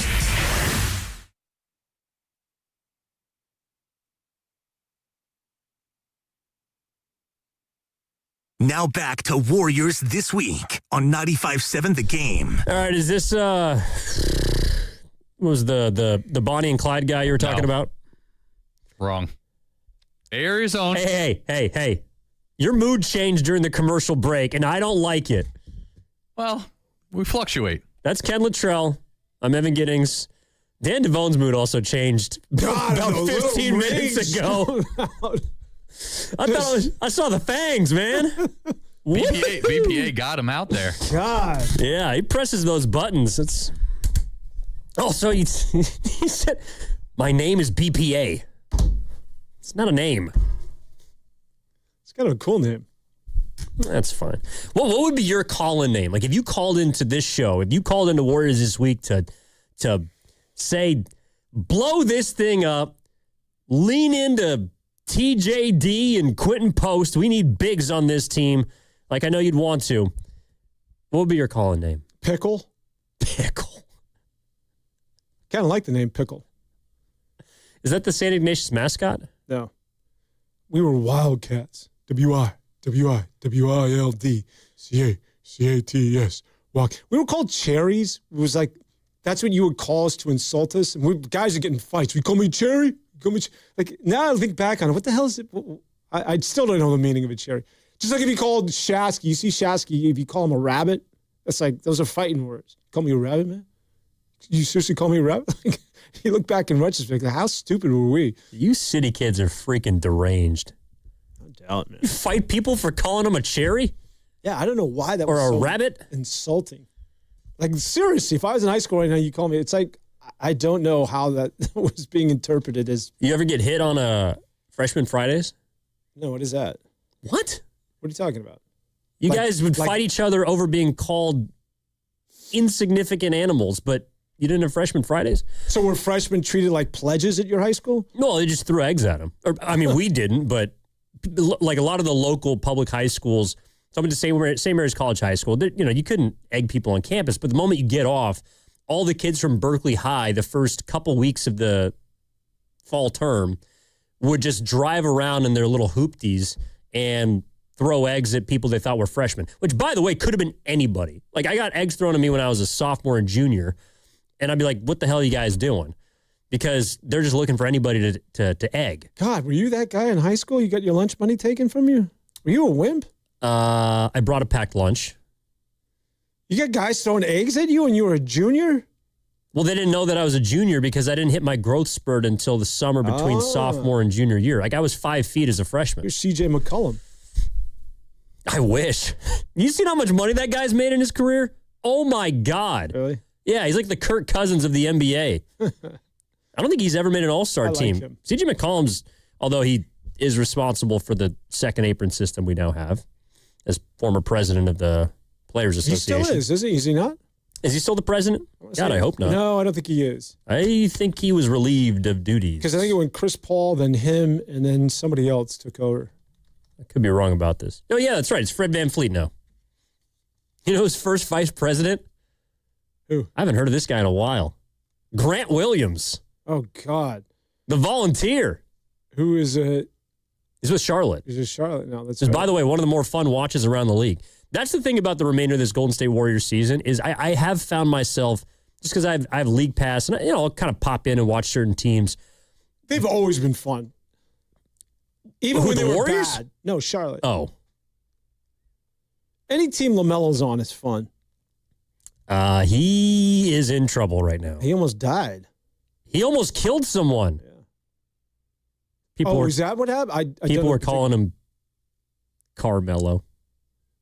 He ran a red in an intersection, right? Yeah, he almost seriously hurt somebody. No, LaMelo's a nitwit. No, he is, but in terms of basketball, like, I wouldn't want him on my team, but entertaining him and then Eric Collins on the call. That's good basketball. That's good league pass. You know Eric Collins, right? Oh, I know who Eric Collins is. That is a guy who is one of the few people, for people who don't know, he's the play-by-play broadcaster for the Charlotte Hornets. If you have a guarantee you've heard some of his calls. He's crazy. Ow, LaMelo Ball! He goes to a different octave. But he's one of the few guys that I think everyone unanimously is in love with just because of how over the top he is. That's his calling card, and he owns it. Charlotte's actually going to be a good basketball team, and you want to know why? Knipple. Well, that's, in all seriousness. He should be the rookie of the year. In all seriousness, just to bring it back to the Warriors, but if you get one young player and it's a Knipple, it can change the outlook of your team, and suddenly you have a future. Now, you're going to need more than a Knipple, but I'm just saying, you get a placeholder like that, VJ Edgecombe has changed the entire complexion of Philly. Think about Philly this time last year. Oh, my God. Joel Embiid's knees are done. Yeah, you got Maxey, but where the hell are we going? VJ Edgecombe comes on campus and suddenly like, we got a future. Hey, you know who's really articulate? Have you heard your guy out of your school? Willamette. Oh, Cedric Coward? My God, Cedric Coward can speak. Cedric Coward, I'm telling you. He's not a mute. No, he's one of the most articulate guys right now in the NBA, even though he's a true rookie, 22, 21 years of age. This guy is probably one of the most articulate, one of the most easy listens to in the NBA as far as players are concerned. Well, and you know why that is. Whatever. It's an academic institution as well as a reputable sports school. Willamette was the first liberal arts college on the West Coast. We are an institution. Nobody knew what it was until you got a gig here. That's probably true. People call it Willamette, Williamette. It's Willamette University. Get to know it. I will listen to sound of no one else other than Cedric Coward. What happened to Ken? Ken's over there looking up the priest and Judas guy. That was not a cue for you to pick up your script. And no. You said you wanted sound. I'm not going to play sound, but I will read you sound. Hey, I'm producing here. Kenny, can you find Cedric Coward? He's working. I know. He's about to work on what it is I'm going to tell him to do. Can you find Cedric Coward sound talking about anything? We have 50 minutes left. It's not pressing. Okay. Yeah, during the commercial break. No, I need it right now. No, what you need is to listen to Joe Lacob. Oh, I'll call God, Pasta. he's going to read. This is worse than sound. Have you ever heard... Hey. Right, go ahead. Hey. You ever heard Jack Nicholson? I'm going to have BPA call back if you don't shut up. Jack Nicholson once said, I'd rather stick needles in my eye. It's kind of how I feel right now. Was that a line? Yeah, in a movie. What was that movie? Well, he's been in a lot of them. He's from The Departed? I'll look it up. Oh, Ken's got a call. See, he's a hardworking man. I'll look it up since I got to produce my own damn show. Listen to Lacob. Draymond Green was never... Oh, my God. You're really reading it. This is like radio in the 1950s. Shut up. Yeah, and that's when it was the gold standard, by the way. The truth is, the way these things are, you don't just easily banter around names unless you're getting serious. I can tell you Draymond Green was never shopped in any way. He's a core person in our franchise. You don't trade a Draymond Green simply or easily. You do it if you have to, and you're getting tremendous value and you're improving your team. Even Draymond says he understands that. You have to look at these things, but his name was never specifically discussed with another team, and that's the truth. So Jack Nicholson said that to Shirley MacLaine in terms of endearment. I'd rather stick needles in my eye. Okay, what is it that he said? We're supposed to believe... Lacob said, I think Steve has answered the question about his future. There's nothing more that I can say. He has said we're going to wait until after the season. That's 100% accurate. We've discussed it. No point in talking about it now. I don't look at it in one season about what Kerr's done, Lacob said. I look at it, he's been our coach for 12 years. I think you can make the assumption that I think a lot of Steve. He's a great coach. He's been very successful. He's won his 4 championships, been to 6 finals. You know what your face reminds me of right now? Well, are you going to recite some poetry next? What else do you want to read? Don't tempt me. My cousin. Why don't you just do the Declaration of Independence? My 8-year-old cousin, when I try to read him a book and his eyes glaze over. That's what your face reminds me of right now. I am so bored. Can you read? You should do it next time. Are you doing more? No, I'm not going to read. Although, I swear to God, the more you get angry, this is a part of me that I really don't like about myself. The more that someone gets frustrated with me, the further I dig in. So if you tell me that you don't want me to read, I will read from now until 12. I'm reading from the phone line. They told me to call in. Is this Pasta doing a remote? Oh, yeah. That's what Ken was doing. Forget Coward, at least until he makes me look good because we went to the same university. Pasta's in San Francisco. We know who you are. Steven Risotto, everyone. Pasta, how's the wing feeling? He's about to take the mound at Reardon High School, the Rabbits, for his alumni game. Pasta, welcome to the program. What's up, guys? Thanks for having me on. It's currently batting practice. I'm standing in straightaway center field, and there's a guy who's hitting just nukes behind me. We're playing. I believe we're playing the freshman team. So they wouldn't even give us the varsity team. We're playing the freshman team, but I will be pitching against hitters. So I'm excited. Are you rocking the eye black? No eye black. I got the sunglasses on, though. You have those on every day. Feeling. I know I do have them on every day. Feeling good. The weather's great. Like the sun is poking through the clouds. I'll take a picture and send it to you guys. But, let's see if I can get this. Shagging a fly ball mid-radio, and it falls 5 feet behind me. How about that? You should play for the Giants. If you face Shasky... Oh, there's another one. Okay, this is good radio, Pasta. No one can see what the hell it is you're doing. Pasta. He's doing play-by-play of his own. Yeah. If you face Shasky, will you knock him down? Shasky's not in attendance. He is somewhere else for the day. There's people that are asking where he is. Joe Shasky's not in attendance for this game. So, Pasta, are you leading off? Are you hitting fourth? What's going on here?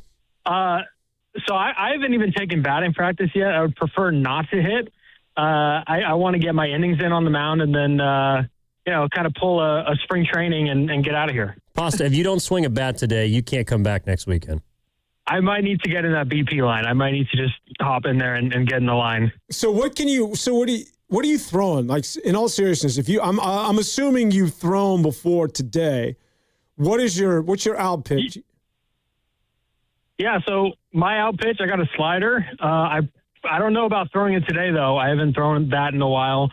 But I'll probably be fastball, changeup, breaking ball today, some kind of curveball mixed in with a knuckle curve grip. So it just kind of depends. Nice. But not too much today. I haven't thrown too much in a while. Attaboy. By the way, we're talking to Pasta, a.k.a. Steven Risotto, here on the River Islands guest line on 95.7 The Game. Pasta, so you get how many batters today? How many men? Well, I should say. Is this they're not week? Men. I asked him to call in, take a playoff. Well, I'm going to be honest. The alumni turnout here is not like the biggest, so I might need to give more length innings-wise. I prepared for an inning. If it turns into 2 or 3, I think I'm ready for it. But there's not too many alumni out here, guys. We might need to just everybody play the whole game. Well, me, Ken, and Devone are going to roll over after the show, so make sure you save a spot for us. Yeah, just like we went to Emeryville. I will. There's barbecue. Is there beer? It's at a high school, so I'm not too sure on that. It is a private high school, though, so I'm not sure. That's a deal breaker. All right, Pasta. Well, yeah. I know you're getting ready, and hopefully you're going to catch a fly ball at some time between now and 12 o'clock. But good luck out there, buddy. Thank you, guys. Appreciate it. And keep going with your Lake Up talk. I won't interrupt anymore. He wants me to keep reading. Oh, come on, Pasta. What are you doing to me? No, but in all seriousness. Well, I don't even know what Lake Up said. Did you? I just read it to you. I did not pay attention to one word. Like, just tell me, paraphrase it. It's sort of like back in high school. Like, I didn't read then either. Just tell me what it is I'm supposed to know. What? What's do you take? What's your takeaway from that? That you went to the University of Arizona. That's what I took away from this. I went to a keg party. And I went to a Willamette. I went to a keg party for 4 years. Yeah, and that's why Cedric Coward can speak, and we're doing this. I woke up literally as a sophomore, and I had about 4 credits to my name. I'm like, Jesus, I got to get the hell out of here in the next 3 years. Until I go to summer school. Seriously, Arizona, we had a bar right on campus. You went to Fresno. No, I didn't go to school in Fresno. No, but I'm saying afterward. Dirtbags was a bar right on campus, man. You would find me there in the middle of the afternoon on a Tuesday as a sophomore. Where'd you get money? Well, so every day of the week, which is probably why you'd find me there on a Tuesday afternoon. Took school tokens at the bar? No, but every day of the week in Tucson, you could find 50-cent beers, $1 beers. You just had to know. You had to know where to go. No, what's your takeaway in all seriousness? So Lake Up is saying, so you believe Lake Up when he says that Draymond Green was never on the block? No. The line that stood out to me, honestly, was you don't trade a Draymond Green simply or easily. And that to me is, it symbolizes the rock and hard place that the Warriors are stuck between. Because they clearly are still devoted to players that are no longer helping them achieve what they're trying to do. Draymond Green is not a bad NBA player, but he's an inconsistent, aging member of your previous dynasty. You have to make a hard choice on him, I think. And it's not going to be for the rest of the season. Kerr came out yesterday at practice and then reiterated it on Willard and Dibbs that Draymond's going to continue to start. And he's obviously a different player when Curry's out there. But the Warriors seriously have to look themselves in the mirror this summer and figure out, all right, if this guy's coming back, is it on the player option, which means it's his last year? Are we going to tear it up and give him a 2 for 20? Are we going to try and move him this summer and put him in a place where he can maybe compete and help another team?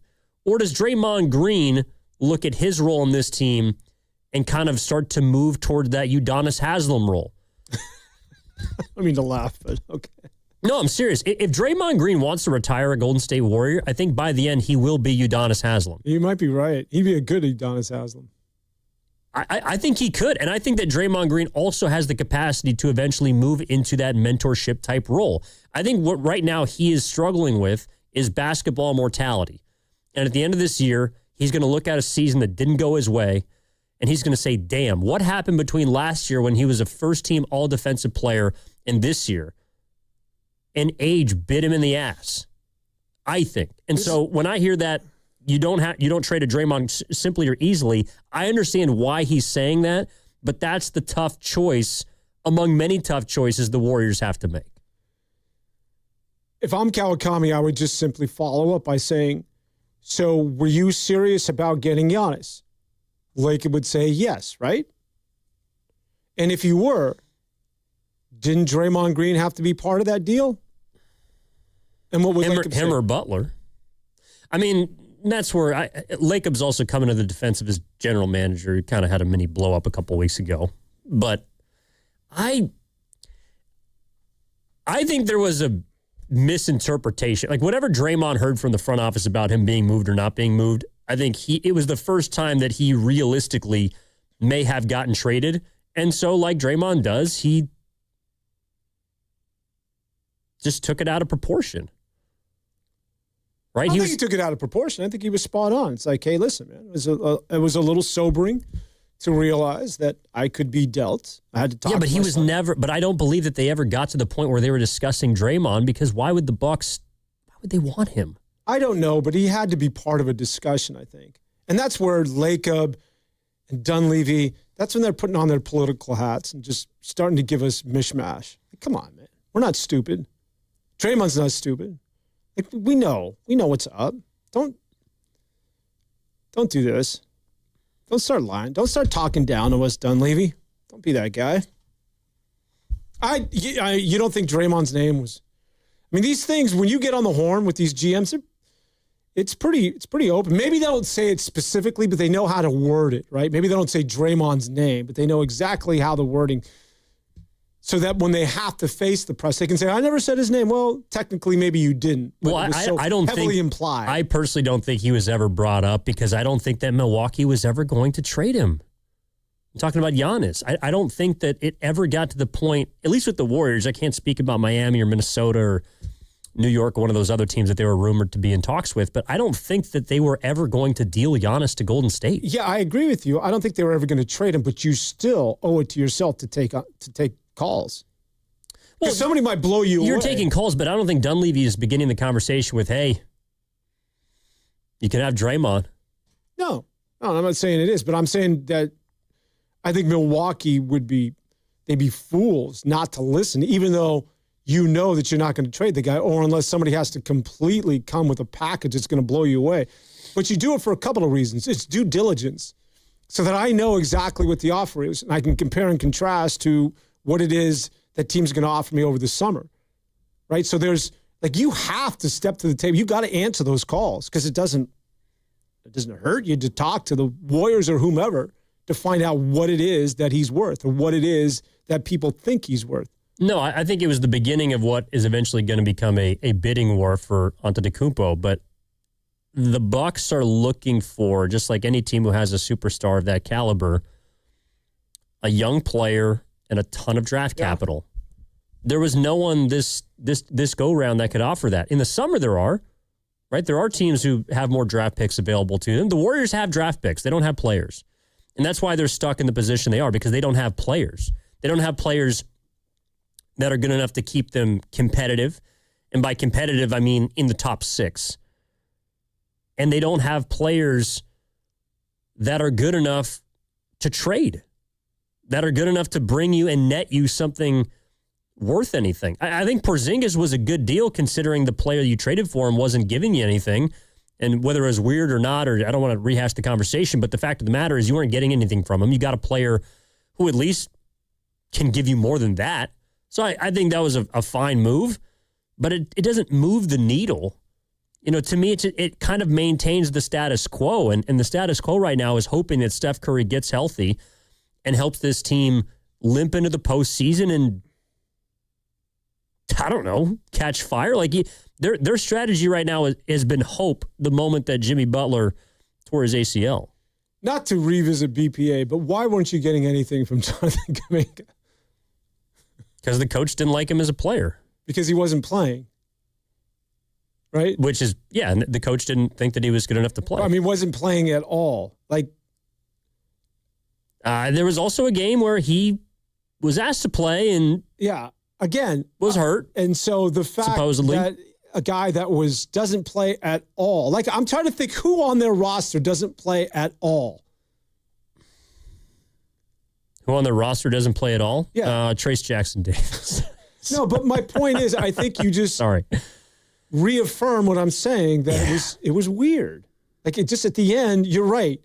You traded him for a guy that you weren't playing, but why weren't you playing him? Now, I get it. You were out on him, but for him to not play as long as he did, it just sort of, it makes my argument that it's strange. Not picking sides, BPA. I'm not saying Steve Kerr's right or wrong, or Jonathan Kuminga's a good player or not a bust. It's just a little strange, and I will never come off of that. But but there was this guy, and I'm not saying it's the exact same situation, but there was a player on Minnesota, Rob Dillingham, who they actually, I think, traded a pick to go up and acquire. And this is the difference between him and Kuminga. He's not playing for Minnesota. Like, Dillingham was not getting burned, and when he was, it wasn't a ton of tick on that team because that team's good. And that team has a guy in front of them that they like better. So what do? They traded him. They just cut bait and said, we're going to move him to Chicago. And I think they got, that was in the move for Dosunmu. Yeah, so they got a player who can play. That's what and I think the biggest frustration I have with how the Warriors went about the entire Kuminga saga is that they didn't make a choice. They didn't make a choice when either his value is higher or I think they've known for a while that this guy was not going to help them. Or the coach figured out that he wasn't going to play him. And you had to do something before now because this is where like the Warriors have moved from, light years to light years behind. They've waited until the very last second to do, it feels like, anything. Just like at the very last second of this segment, I now have to step aside and take a break and talk to Ken about finding your Cedric Coward sound. This is the first piece of sound, by the way, that you have ever asked for on this show. I'm telling you, man, this guy can talk. Yeah, I don't even know what you're talking about. You can't find Cedric? His name is Cedric Coward. He plays for the Memphis Grizzlies, and he's from Willamette University. But don't hold it against him. That's my alma mater. We got to go. Ken Luttrell will be back on Warriors This Week after this. Are you curious about who offers the best deals on top-rated Samsung, LG, and Sony TVs? The answer is surprising. It's not online, and it's not the warehouse clubs. The best deals on top-rated TVs are at Video Only. Don't believe it? Then check out the trade-in deals at Video Only. How about $500 for your old TV? Try doing that online. Before you buy that new TV, drop into Video Only. If you don't, you'll be sorry. All right, I need avocados, bananas, salad, steak. Wow, does your grocery list have multiple pages?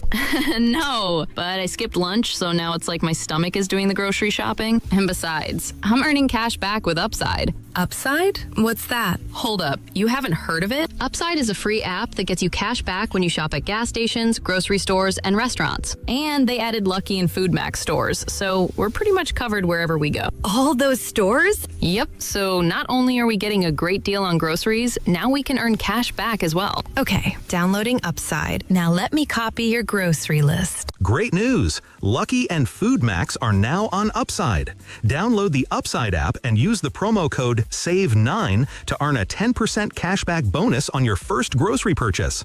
That's promo code SAVE9 for a 10% cashback bonus. Use promo code SAVE9. Offers vary by user and location at participating merchants. Go to upside.com for terms and conditions. You know, covering Bay Area sports for years, I've seen athletes go through it all. The highs, the lows, and the pain that comes with getting knocked down. But when it's not just a game, when you're the one injured, or when tragedy strikes someone you love, that's where Beam Law comes in. Beam Law is the Bay Area's go-to personal injury law firm. Whether it's a car accident, a serious injury, or a wrongful death, they're there to shoulder the legal burden so you can focus on what truly matters: rebuilding, recovery, and taking care of your family. Beam Law is local, and they win, with millions recovered for clients across the region. That's why SF Weekly voted them Best of the Bay 4 times. If you've been hurt or lost someone because of someone else's negligence, call Beam Law at 415-523-5555. 415-523-5555. That's 415-523-5555, or visit hurtinthebay.com. That's hurtinthebay.com, because it's not whether you get knocked down, it's whether you get back up. Beam Law, they've got your back, Bay Area. Tune in to 95.7 The Game for Warriors Live, 60 minutes before tip-off. Every Warriors game throughout the season as we get ready for the action. Presented by Xfinity, your home court advantage. Brought to you by Xfinity. Watch all your favorite teams all in one place. Xfinity, imagine that. From Carriage House to glass aluminum doors, R&S Doors has a full line of commercial and residential garage doors and gates to suit anyone's taste and budget. Visit rsdoors.com. R&S Doors. Look for the red truck. Reach your saving goals with Miristar Momentum Savings. Progress should come with perks. Every $25 you save earns an entry to win cash prizes. We're drawing winners for $1,000 monthly, $5,000 quarterly, and an annual grand prize of $10,000. Saving has never been this rewarding. Apply today at miristarfcu.org. Insured by NCUA, no purchase necessary. Terms and conditions apply. See website for full details. 1-877 Cars for Kids. KARS Cars for Kids. 1-877 Cars for Kids. Donate your car today. 1-877 Cars for Kids. KARS Cars for Kids. 1-877 Cars for Kids. Donate your car today. Ready to get rid of that old car? Donate it to Cars for Kids. Call 877-CARS-FOR-KIDS to speak to a friendly live agent. Donation's super easy, and your car can be picked up as soon as tomorrow. Go to carsforkids.org now or call 877-CARS-FOR-KIDS to donate your car today. 1-877 Cars for Kids. KARS Cars for Kids. 1-877 Cars for Kids. Donate your car today. Did you know you can donate real estate too? Hear that? That's the sound of your life. Perfectly imperfect. Beating in rhythm to the world you've created. But every time you drive after drinking, the music gets drowned out. Your life sounds pretty great. Don't let a buzz ruin it. Buzz driving is drunk driving. Don't drive buzzed. A message from NHTSA and the Ad Council. Another app for inventory, one for CRM. Oh, don't forget accounting. Wait, which login was that? Or you could use Odoo, one fully integrated system that does it all without the hassle. Ditch the app overload. Get everything your business needs on one platform. Try Odoo free today at odoo.com. That's ODOO.com. Don't miss your chance to see the Bay Area's own Santana performing live at Shoreline Amphitheater on August 9th with special guest, the Doobie Brothers. Buy your tickets at LiveNation.com for a chance to score a pair of tickets, courtesy of Live Nation, and are online at 957thegame.com.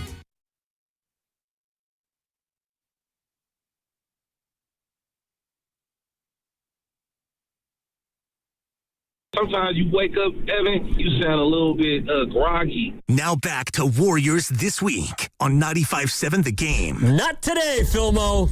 Not today. Your boy's in fine form. I'm well rested after the All-Star break. I'm like Baylor Shireman. I'm just sprinting up and down the court. You put me on Chase right now. Woohoo!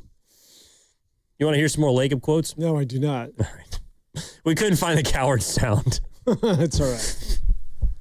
But I believe you. The guy's an academic. Clearly. Who else has come out of that school aside from you two? That's a good question. Oh, John Hader went there for 2 years. Way. Yep, Napoleon Dynamite, for those wondering. And we have a lot of transfers. Like Cedric Coward. He only went there for 1 year. He was the conference player of the year, then went to Eastern Washington and then Washington State, and then eventually got drafted. And then who was Neil Everett, old SportsCenter anchor. Oh, yeah, I know Neil. How's it? Yeah. Yeah, he played soccer at Willamette for 2 years before he eventually transferred to Oregon. That's right. He's in Oregon. I didn't know he was at Willamette. So I know him from Hawaii way back in the day. Oh, he's the man. He was the SID at Hawaii Pacific University and also an anchor for KGMB in Hawaii. His sister dated a buddy of mine. Oh, sweet. This is from the 415. Sorry I missed this. This was from 15 minutes ago. Boxer and Gerson work injury attorney text line. Played hoops at Willamette in the early 80s under Coach Rich Glass. Had some pretty good runs up there. Actually held a reunion with a dozen other players up there a couple weekends ago. Nice little town in Salem. Go Bearcats. Sweet. Good wine. I'll give you that. Oh, there's great wine in the Willamette Valley. That's probably the only wine that I'm really familiar with. And a lot of the celebrities, a lot of NBA players and basketball-related folk kind of turned it into a hotbed. I think Popovich has a vineyard up there. I know C.J. McCollum. He used to host this podcast with Jordan Schultz, who now is an NFL insider, but they used to talk about wine. That was C.J. McCollum's thing when he played for the Trailblazers. And I also think that Kevin Love has a winery up there as well. But it's an absolute hotbed. Was Love an Oregon guy? Yeah. UCLA. Oh, no, he's from Lake Oswego. Yeah, him and Klay Thompson played in high school together. No, not in high school. They played growing up together. Yeah. Because when Michael Thompson he went to UCLA. He's from Oregon. Yeah. He's from one of the wealthiest areas in the Portland area. There's a former quarterback. He was a backup from Lake Oswego. Who am I thinking of? He backed up. He was with. I'm going to look at it right now. I know Ndamukong Suh's from Portland. There's a lot of good players that came out of there. Seattle, obviously, you got. My favorite player is Jamal Crawford. I was thinking about this the other day. So, Steph Curry is known for shooting, right? You think, and he's obviously better. What did you say about Jamal Crawford? He's from Seattle. Yeah. No, I was about to go into why I was thinking about Jamal Crawford. So, Steph Curry, a lot of players are synonymous with one thing, right? You think about who's the greatest shooter ever? Curry. Who's the greatest, who's got the greatest handles ever? You just think Kyrie. But you don't always give credit, I think, to the guys that are in the conversation, but because of the gap that the best has made between them and second place, you just put them down. Like Jamal Crawford might, when I was growing up, that guy had the best handle in the league. That guy would just put dudes on skates. I know he played for the Warriors, played for a lot of teams, probably best with the Clippers and the Hawks, but Jamal Crawford, that dude had a bag before a bag was a thing. I always think of him just scoring before his handle. Yeah, how do you think he got open? You know, he used to say he had the best handle of all time. God sham God. God sham God. I think Providence. I think Steph's handle is better than Kyrie's. I think Kyrie can put it on a string. What? Really? Steph's got a good handle, but I don't know, man. Dude, Kyrie makes that thing look like a yo-yo. He holds the ball like a running back, too. I love that. Oh, when he goes through the lane? Uncle Drew. Yeah. All right, let's go to John, who's in Berkeley. John, what's going on, man? Good morning. How you doing? Good morning. I'm good. Preparing for the end of the dynasty, sadly, but that's just the way it happens sometimes. But I got a quick comment about Kuminga. Baffling, I guess, in a lot of ways. But here's the thing. If you're a coach, I mean, all those guys you mentioned, TJD and Spencer and all the guys on the bench, when they're in the game, they are maximum effort at all time. And if you have a player who's not going to play maximum effort at all times, there's only one way to teach them. You don't give them more playing time. They don't get to play if they're not playing 100%. And Kuminga, sadly, hasn't learned that yet because he'd come in, he'd have a few great plays, a couple dunks, and then he would lollygag on defense and not get back. And the whole thing is a bummer. I'm glad we're moving on, and that's my thought about it. Can't disagree with you. Got to play hard to play for this team. I think Guy Santos is the perfect example of why Jonathan Kuminga didn't play. That's Steve Kerr's way of saying, this is why you don't play, Jonathan Kuminga. This is the guy, and these are the sort of guys that I value. Guy Santos doesn't have nearly the sort of athleticism or ability to score or post up or dunk like that of Jonathan Kuminga, but why does he get run? Dude is all floor burns and hustle. He's relentless, and Steve Kerr recognizes and rewards that. Same with Podziemski, same with Spencer to a certain degree. Will Richard, that's Steve Kerr is telling everybody that this is who I want to roll with. Look, I'm not telling you that Guy Santos is the end-all, be-all. I think he is kind of he's the poster child for why the Warriors are in the spot they are.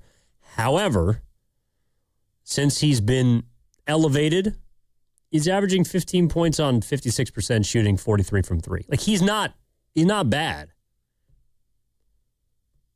No, he's turned himself into a player, but the reason he got run is because the guy was all hustle. And I think Steve Kerr but now you're saying that he can do some other things besides just run. Dude, he's going to be a legitimate NBA player. He's just carved out a 10-year career. Well, we'll find out, but he's big too. Yeah, he's look, in this game where it just feels like, again, effort is the non-negotiable. Why did Boston beat the Warriors and why do they win? Because they play hard every single night. And they have some talent, and they obviously have a superstar in Jaylen Brown who's taken a leap even for his standards by this season. But they got dudes that come off the bench and know exactly what to do. They defend. They can shoot it. And most importantly, they just get up and down. Guy Santos does that. Now, the difference is he's not as skilled or talented as some of the guys with, like a Peyton Pritchard or, some of the guys for Boston. But, to me, it's like that's kind of who the Warriors have to rely on right now. Shoot, Pat Spencer. I don't think Pat Spencer is particularly great, but he gives it his all every single second that he's on the floor. And I think Steve Kerr understands that in 2026, that has to be that is baseline level stuff. If you do not run and sprint and bust your ass like a hockey player in the Olympics before your line comes in and you got to get to the bench. USA. Careful. Who they? Canada. Yeah. Right on. Yeah, the big matchup. But before, if you don't do that, you do not play. I agree with you. I think the big thing on Jonathan Kuminga, and hopefully we can put this to bed. You keep bringing him up, man. Jonathan Kuminga, it's go to college, young man. Anybody out there that's a prospect, even if it's a year, even if it's a couple of years, because Jonathan Kuminga is a product of a guy that just got passed along because of that talent that we always talk about in the athleticism. He was never taught to take away a baseline. He was never taught to force people to the middle. He was never taught rotational defense. And he's trying to learn this at the NBA level. And Steve Kerr would probably tell you as much. It's like, I don't have time to teach these guys the fundamentals of playing defense. It's not just about on the ball defense, which he is good, right? When the ball's in front of him, he's locked in. But I would always say watch Jonathan Kuminga's body language when the ball reverses and is on the other side of the floor. He looks completely disinterested because I don't think he knows any better. Well, there's some people that's not a defense. I'm just saying that's always been a problem from day one. Well, yeah, 100%. I think it's feel. It's what a manager that I used to work with, a team that I broadcasted for in the minors, he always used to say, there's 5 tools in baseball, right? Feel is the 6th tool. You can't teach it. You just can't. And for whatever reason, with the Warriors, with the coach, he didn't have the feel. Just didn't have it. And maybe he finds it somewhere else or he finds a system that works better for him. But like, there's been examples of people that have been late to the party, that have started basketball late, that have not had as much of an education of the game, that have got it. He ain't, at least I haven't seen someone that's able to do it. You want to leave him in the past? Yeah. I'm done with Jonathan Kuminga. Can he get on the floor first? Seriously, before we bring him up again, can he play a game for the Atlanta Hawks? Are you kidding me? He's hurt. No, I'm just saying he'll get run. You sure? Yeah, I'm positive. Bank it. They have a player who's better than him that is exactly they got like 3 what his players ahead of prototype him. is. I know, but he's going to get run. That's all they are. Well, if Anthony Edwards said he's a problem, then take it to the bank. Anthony Edwards. I don't know if he said he's a problem. 2-time executive of the year. Did he say he was a problem? Or he just mentioned his name? No, like a problem, like he's good. Oh, you know, did he say that? Yeah, he was talking to Jalen Johnson. I heard in him the mention same his clip. name, but yeah, he's like, y'all got Kuminga down there. Yeah, I don't know if that was good or bad. Well, I'm assuming because he gave him 24 in the postseason, which you brought up earlier, that Ant thinks he's pretty good. All right, let's go to Ken's on the phone. All right, no. We're going to go to him. The great Pacific Northwest, Washington State, Paul. What's up, man? Are you in Pullman? No, actually, I'm in Yakima. It's sweet. The Yakima Valley Pippins. Yeah. There you go. My man. Yeah, shout out to the Pippins. Yeah, man, I've been a Warrior fan for years. You know, I'm from Stockton. And, we're in a sad state right now. We are actually really sad. Our future just really looks bleak. And I know Joe Lacob, supposedly he loves basketball. I don't know what is he doing? He's got all these ancient men on the team. Of course, they could play, whatever. I'm going to be honest with you guys. I really think they should have kept Kuminga. That was our future. Kerr should have took time. I know you said he didn't have time for that, but they need to have coaches to take time to help these young men.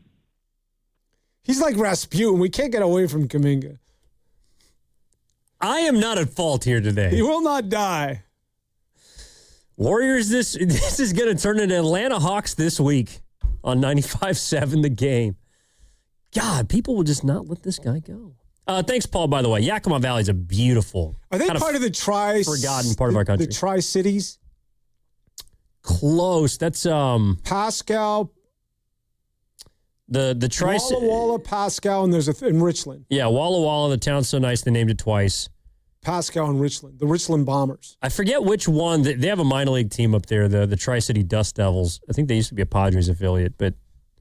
Yeah, it's been a long time since I've been up there. I might have to take we should take a road trip. Let's do that. Let's take a road trip. Let's go. Yeah, let's get a half rack. Finally get you in a car outside of this city. What does Rancho Cucamonga have a minor league team? Oh, they have the Quakes. Oh, really? Yeah, they're actually the common rehab spot for the Los Angeles Dodgers because they're an hour or two away. Rancho Cucamonga was nice. Went down there last year. Got up to what's the lake? Oswego. No. That's in Oregon. No, Big Bear down. It might be in SoCal or Kern. They have. Shoot! I got to tell you about this spot. I said shoot. You better be careful. Where is it? Yeah, Big Bear Lake. So Big Bear Lake is tucked off in the mountains. They have. You'll appreciate this. The #1 poke place. Oh, no way. In the state of California. No way. I think it's called Cali's, but. If you are ever in Big Bear Lake for whatever reason, if you're driving around, Drop into this place, and I want to get you the name specifically because they were founded by a pair of brothers from Hawaii, and they went down to Big Bear. I'm not really sure the origin story of how they ended up there, but it is absolutely delicious. Tropicali is what it's called. And it's the number one poke spot in the state of California. They have these, the workers there are like, they're welcoming you like you're walking into an Oahu beach hut. They're so kind. They got their slang, they got their lines memorized for all the different orders. There's only a few of them. You know, it's like, a hood rat shake coming right up. Like, and they kind of slide it to you. The food comes out quick. They treat you real nice. It's just an awesome spot. You know the origin of poke? Much like that of ceviche, even pizza, it's peasant food. And so poke was bad fish that they would just doctor it up with lemon juice and onions, sort of old fish. Same with ceviche. It was the fish people were throwing out. And the poor people turned it into a meal. And that's sort of like how poke came about. But good poke is, God, I've been eating poke since I was a kid. My uncle used to eat poke. Well, that's why I was disappointed he didn't come to Emeryville because we could have got some poke. Did you ever get into that store? I did, and there was nothing left. Really? It was barren. It's like Rome after the barbarians came through. They just sacked the place. You also know who's from Rancho Cucamonga? Who? 2 people. Well, I'm sure there's more than 2 people from Rancho. Cher. Oh. And Kevin Costner. Wow. Yeah. Now that's an impressive pairing. Yeah, I might have made some of that up, but I think I'm right. Well, you're either right or you're wrong. Pretty sure they're from that area. By the way, all right, I'll get to you, Rich, in a moment. We got 10 minutes left. I was talking to Ken last weekend about Kevin Costner because For Love of the Game came on. And as you know, I'm flicking around. It is perhaps the most overrated sports movie I have ever seen. When he's the commissioner? No, he's Billy Chaplin. He's the pitcher for the Tigers. Billy Chappell. Oh, yeah. That's right. Charlie Chaplin. Take him to church. Yeah. It's just not a good movie. It's about his destructive relationship more than pitching. Was it worse than Waterworld? No, that's tough to top. That movie's just too long. I dare the 3 of us, or actually maybe you guys have, because you don't like to cry in front of other men. I dare any of you to this day. I cry in front of men all the time. Don't challenge me. Field of Dreams when his dad comes onto the field and not shed a tear. Ray Liotta? No. No, not Ray Liotta. He looks like Eric Bana. Who is that guy? No, he's not like a well-known actor, I don't think. Yeah. And he says, you want to have a catch? Look at him. He's got the whole world in front of him. I wasn't even a twinkle in his eye. Yeah, they have a catch. Dude, come on. You'd swell up. It is. I dare anybody not to. You're not human if you don't cry. Good flick. Rich is in Daly City. Rich. The Hey, floor is yours. Hey, guys. How's it going? What's up, man? Happy Saturday. You too. Hey, Rich, hold on, Rich. What's the last movie you actually cried to? Me? Yeah. Gosh. I don't know. All right. I watch a lot of superhero Marvel movies. It's kind of a little hard to cry on those kind of movies. There's some heartstrings pulled in Thor: Love and Thunder. Yeah, I guess so. When he dies at the end, or don't ruin the movie, Rich. Oh my God. Huh? I'm just kidding. What's up, buddy? Hey, I was just thinking, I get excited with the young guys when they're developing on the team and watching them grow. And absent of getting a coach that's going to be committed to it, we're starting to see a change in the draft strategy, getting more seasoned, older players or sons of former NBA players. So I wanted to throw a couple names out there that would be nice to see in the draft. Maybe Richie Sanders from BYU or Gilbert Arenas' son is looking good. And there's even that kid in Illinois, the Weebler, that would be awesome to have in the backcourt to be like the next Klay Thompson. I don't know if you guys are getting into the draft yet, but are there any early draft favorites that you guys are going to see that realistically we can reach if we're not going to tank and try to get, a top 3 pick? Yeah, Rich, appreciate the call, man. I don't know any of those people he mentioned. Darren Peterson's going to fall because Dan's going to make a call and tell everyone why he doesn't like him. He quits on his teams. By the way, you were wrong on both. They're close by. They're a stone's throw from Rancho Cucamonga.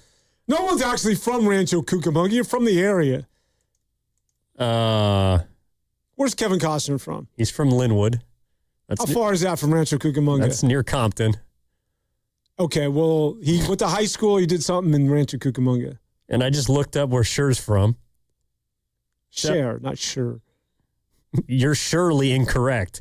El Centro. Okay, well, where do they go to That's near Mexicali. You need to go into Wikipedia. She is from the border. Okay, I'm going to... You know who's from Rancho Cucamonga, Dan? Who? Frank Zappa. Really? Who the hell? Oh, God, I would never think he doesn't know who that is. Who the hell is Frank Zappa? Oh, well, you'll learn today. No, we only got 2 minutes left. I'm going to learn nothing. Also, Darren Collison and C.J. Stroud. Did Frank Zappa influence you to get tatted? Not at all. I don't think he has any tattoos. Zappa does. He did? Yeah, he's got sleeves, bro. You've been incorrect twice in the last 5 minutes. Are you sure you want to Maybe I'm going 3 for 3. triple down? By the way, I've lost brain cells doing this show today. Hold on, we're not going anywhere until I'm going to tell you that Cher did something in Rancho Cucamonga. Well, someone was saying, did Kevin Costner went to college and out there maybe? There's no college out there. There ain't Kevin Costner or Cher either. Oh my God, man. What we really need is we need to hire that guy from PTI who does the errors and omissions at the end of every single show, who just fact checks Tony and Wilbon for about an hour. This is where Pasta needs to come in. Pasta needs to just sit there every single day and tell us how wrong we are at the end of every single show. Fun fact, Tony Reale actually did that for a little bit. He was the error boy. So Cher lived in... Okay, this is why I know this, because when I was living in Fresno, Cher lived... Are you sure you lived in Fresno? Cher lived in the Central Valley for a period of time during her childhood. Attended a semester. She lived with his family in Little Armenia, and that's Fresno. Okay, so I guess she was from Fresno. That's close. It is. No, that's sort of... yeah, it's in the same state. Let's find out where Kevin Costner's from. I just told you. He's from Linwood. I don't believe you. Oh, man. We got to wrap it up. Yeah, we do. Seriously, we get 2 minutes. Hold on, man. I'm working here. Kevin Costner ever lived. Yeah, we only get to see each other 3 hours a week, Central Ken. Valley. Don't come between us. Kevin Costner ever lived in the Central Valley. By Kevin Musso. I know Kevin Musso. He was our weather guy. Mansa Musso? Oh, it brings up Kevin Musso. I don't know who that is. I put up... That's so weird. So I didn't put Costner, and I said, did Kevin ever live in the Central Valley? And it brought up Kevin Musso, who was my former weather guy at Fresno. Kevin Costner.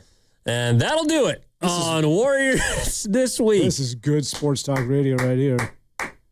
You know where we'll be. Same time, same place next week. And, we're going to have a Nuggets game to talk about, Dan. They play tomorrow at 12:30. Mark Grandy on the pre and post. Or are you doing it? No idea where the hell Kevin Costner's from. All right. What? You want to read again? I can tell you where he's not from. Do me a favor. When we go off the air, I want you to read to me what it is that Joe Lacob said from that white piece of paper and that binder that you have, because that's the way I want to spend my Saturday. He's a great human being. We're out. I really... See you next week. Really, really respect him. 5-7 the game. Admire him. But it depends on what he wants to do and how he feels. We'll take all of it. Put it into a bowl. Kenny, and let's figure go. it out. Please, Kenny, really needles in my eye. Terms of endearment. Not very worried about it. Shirley MacLaine, please. And I don't think he's very worried about it either. Seriously, let's get the hell out of here. On 95.7 The Game.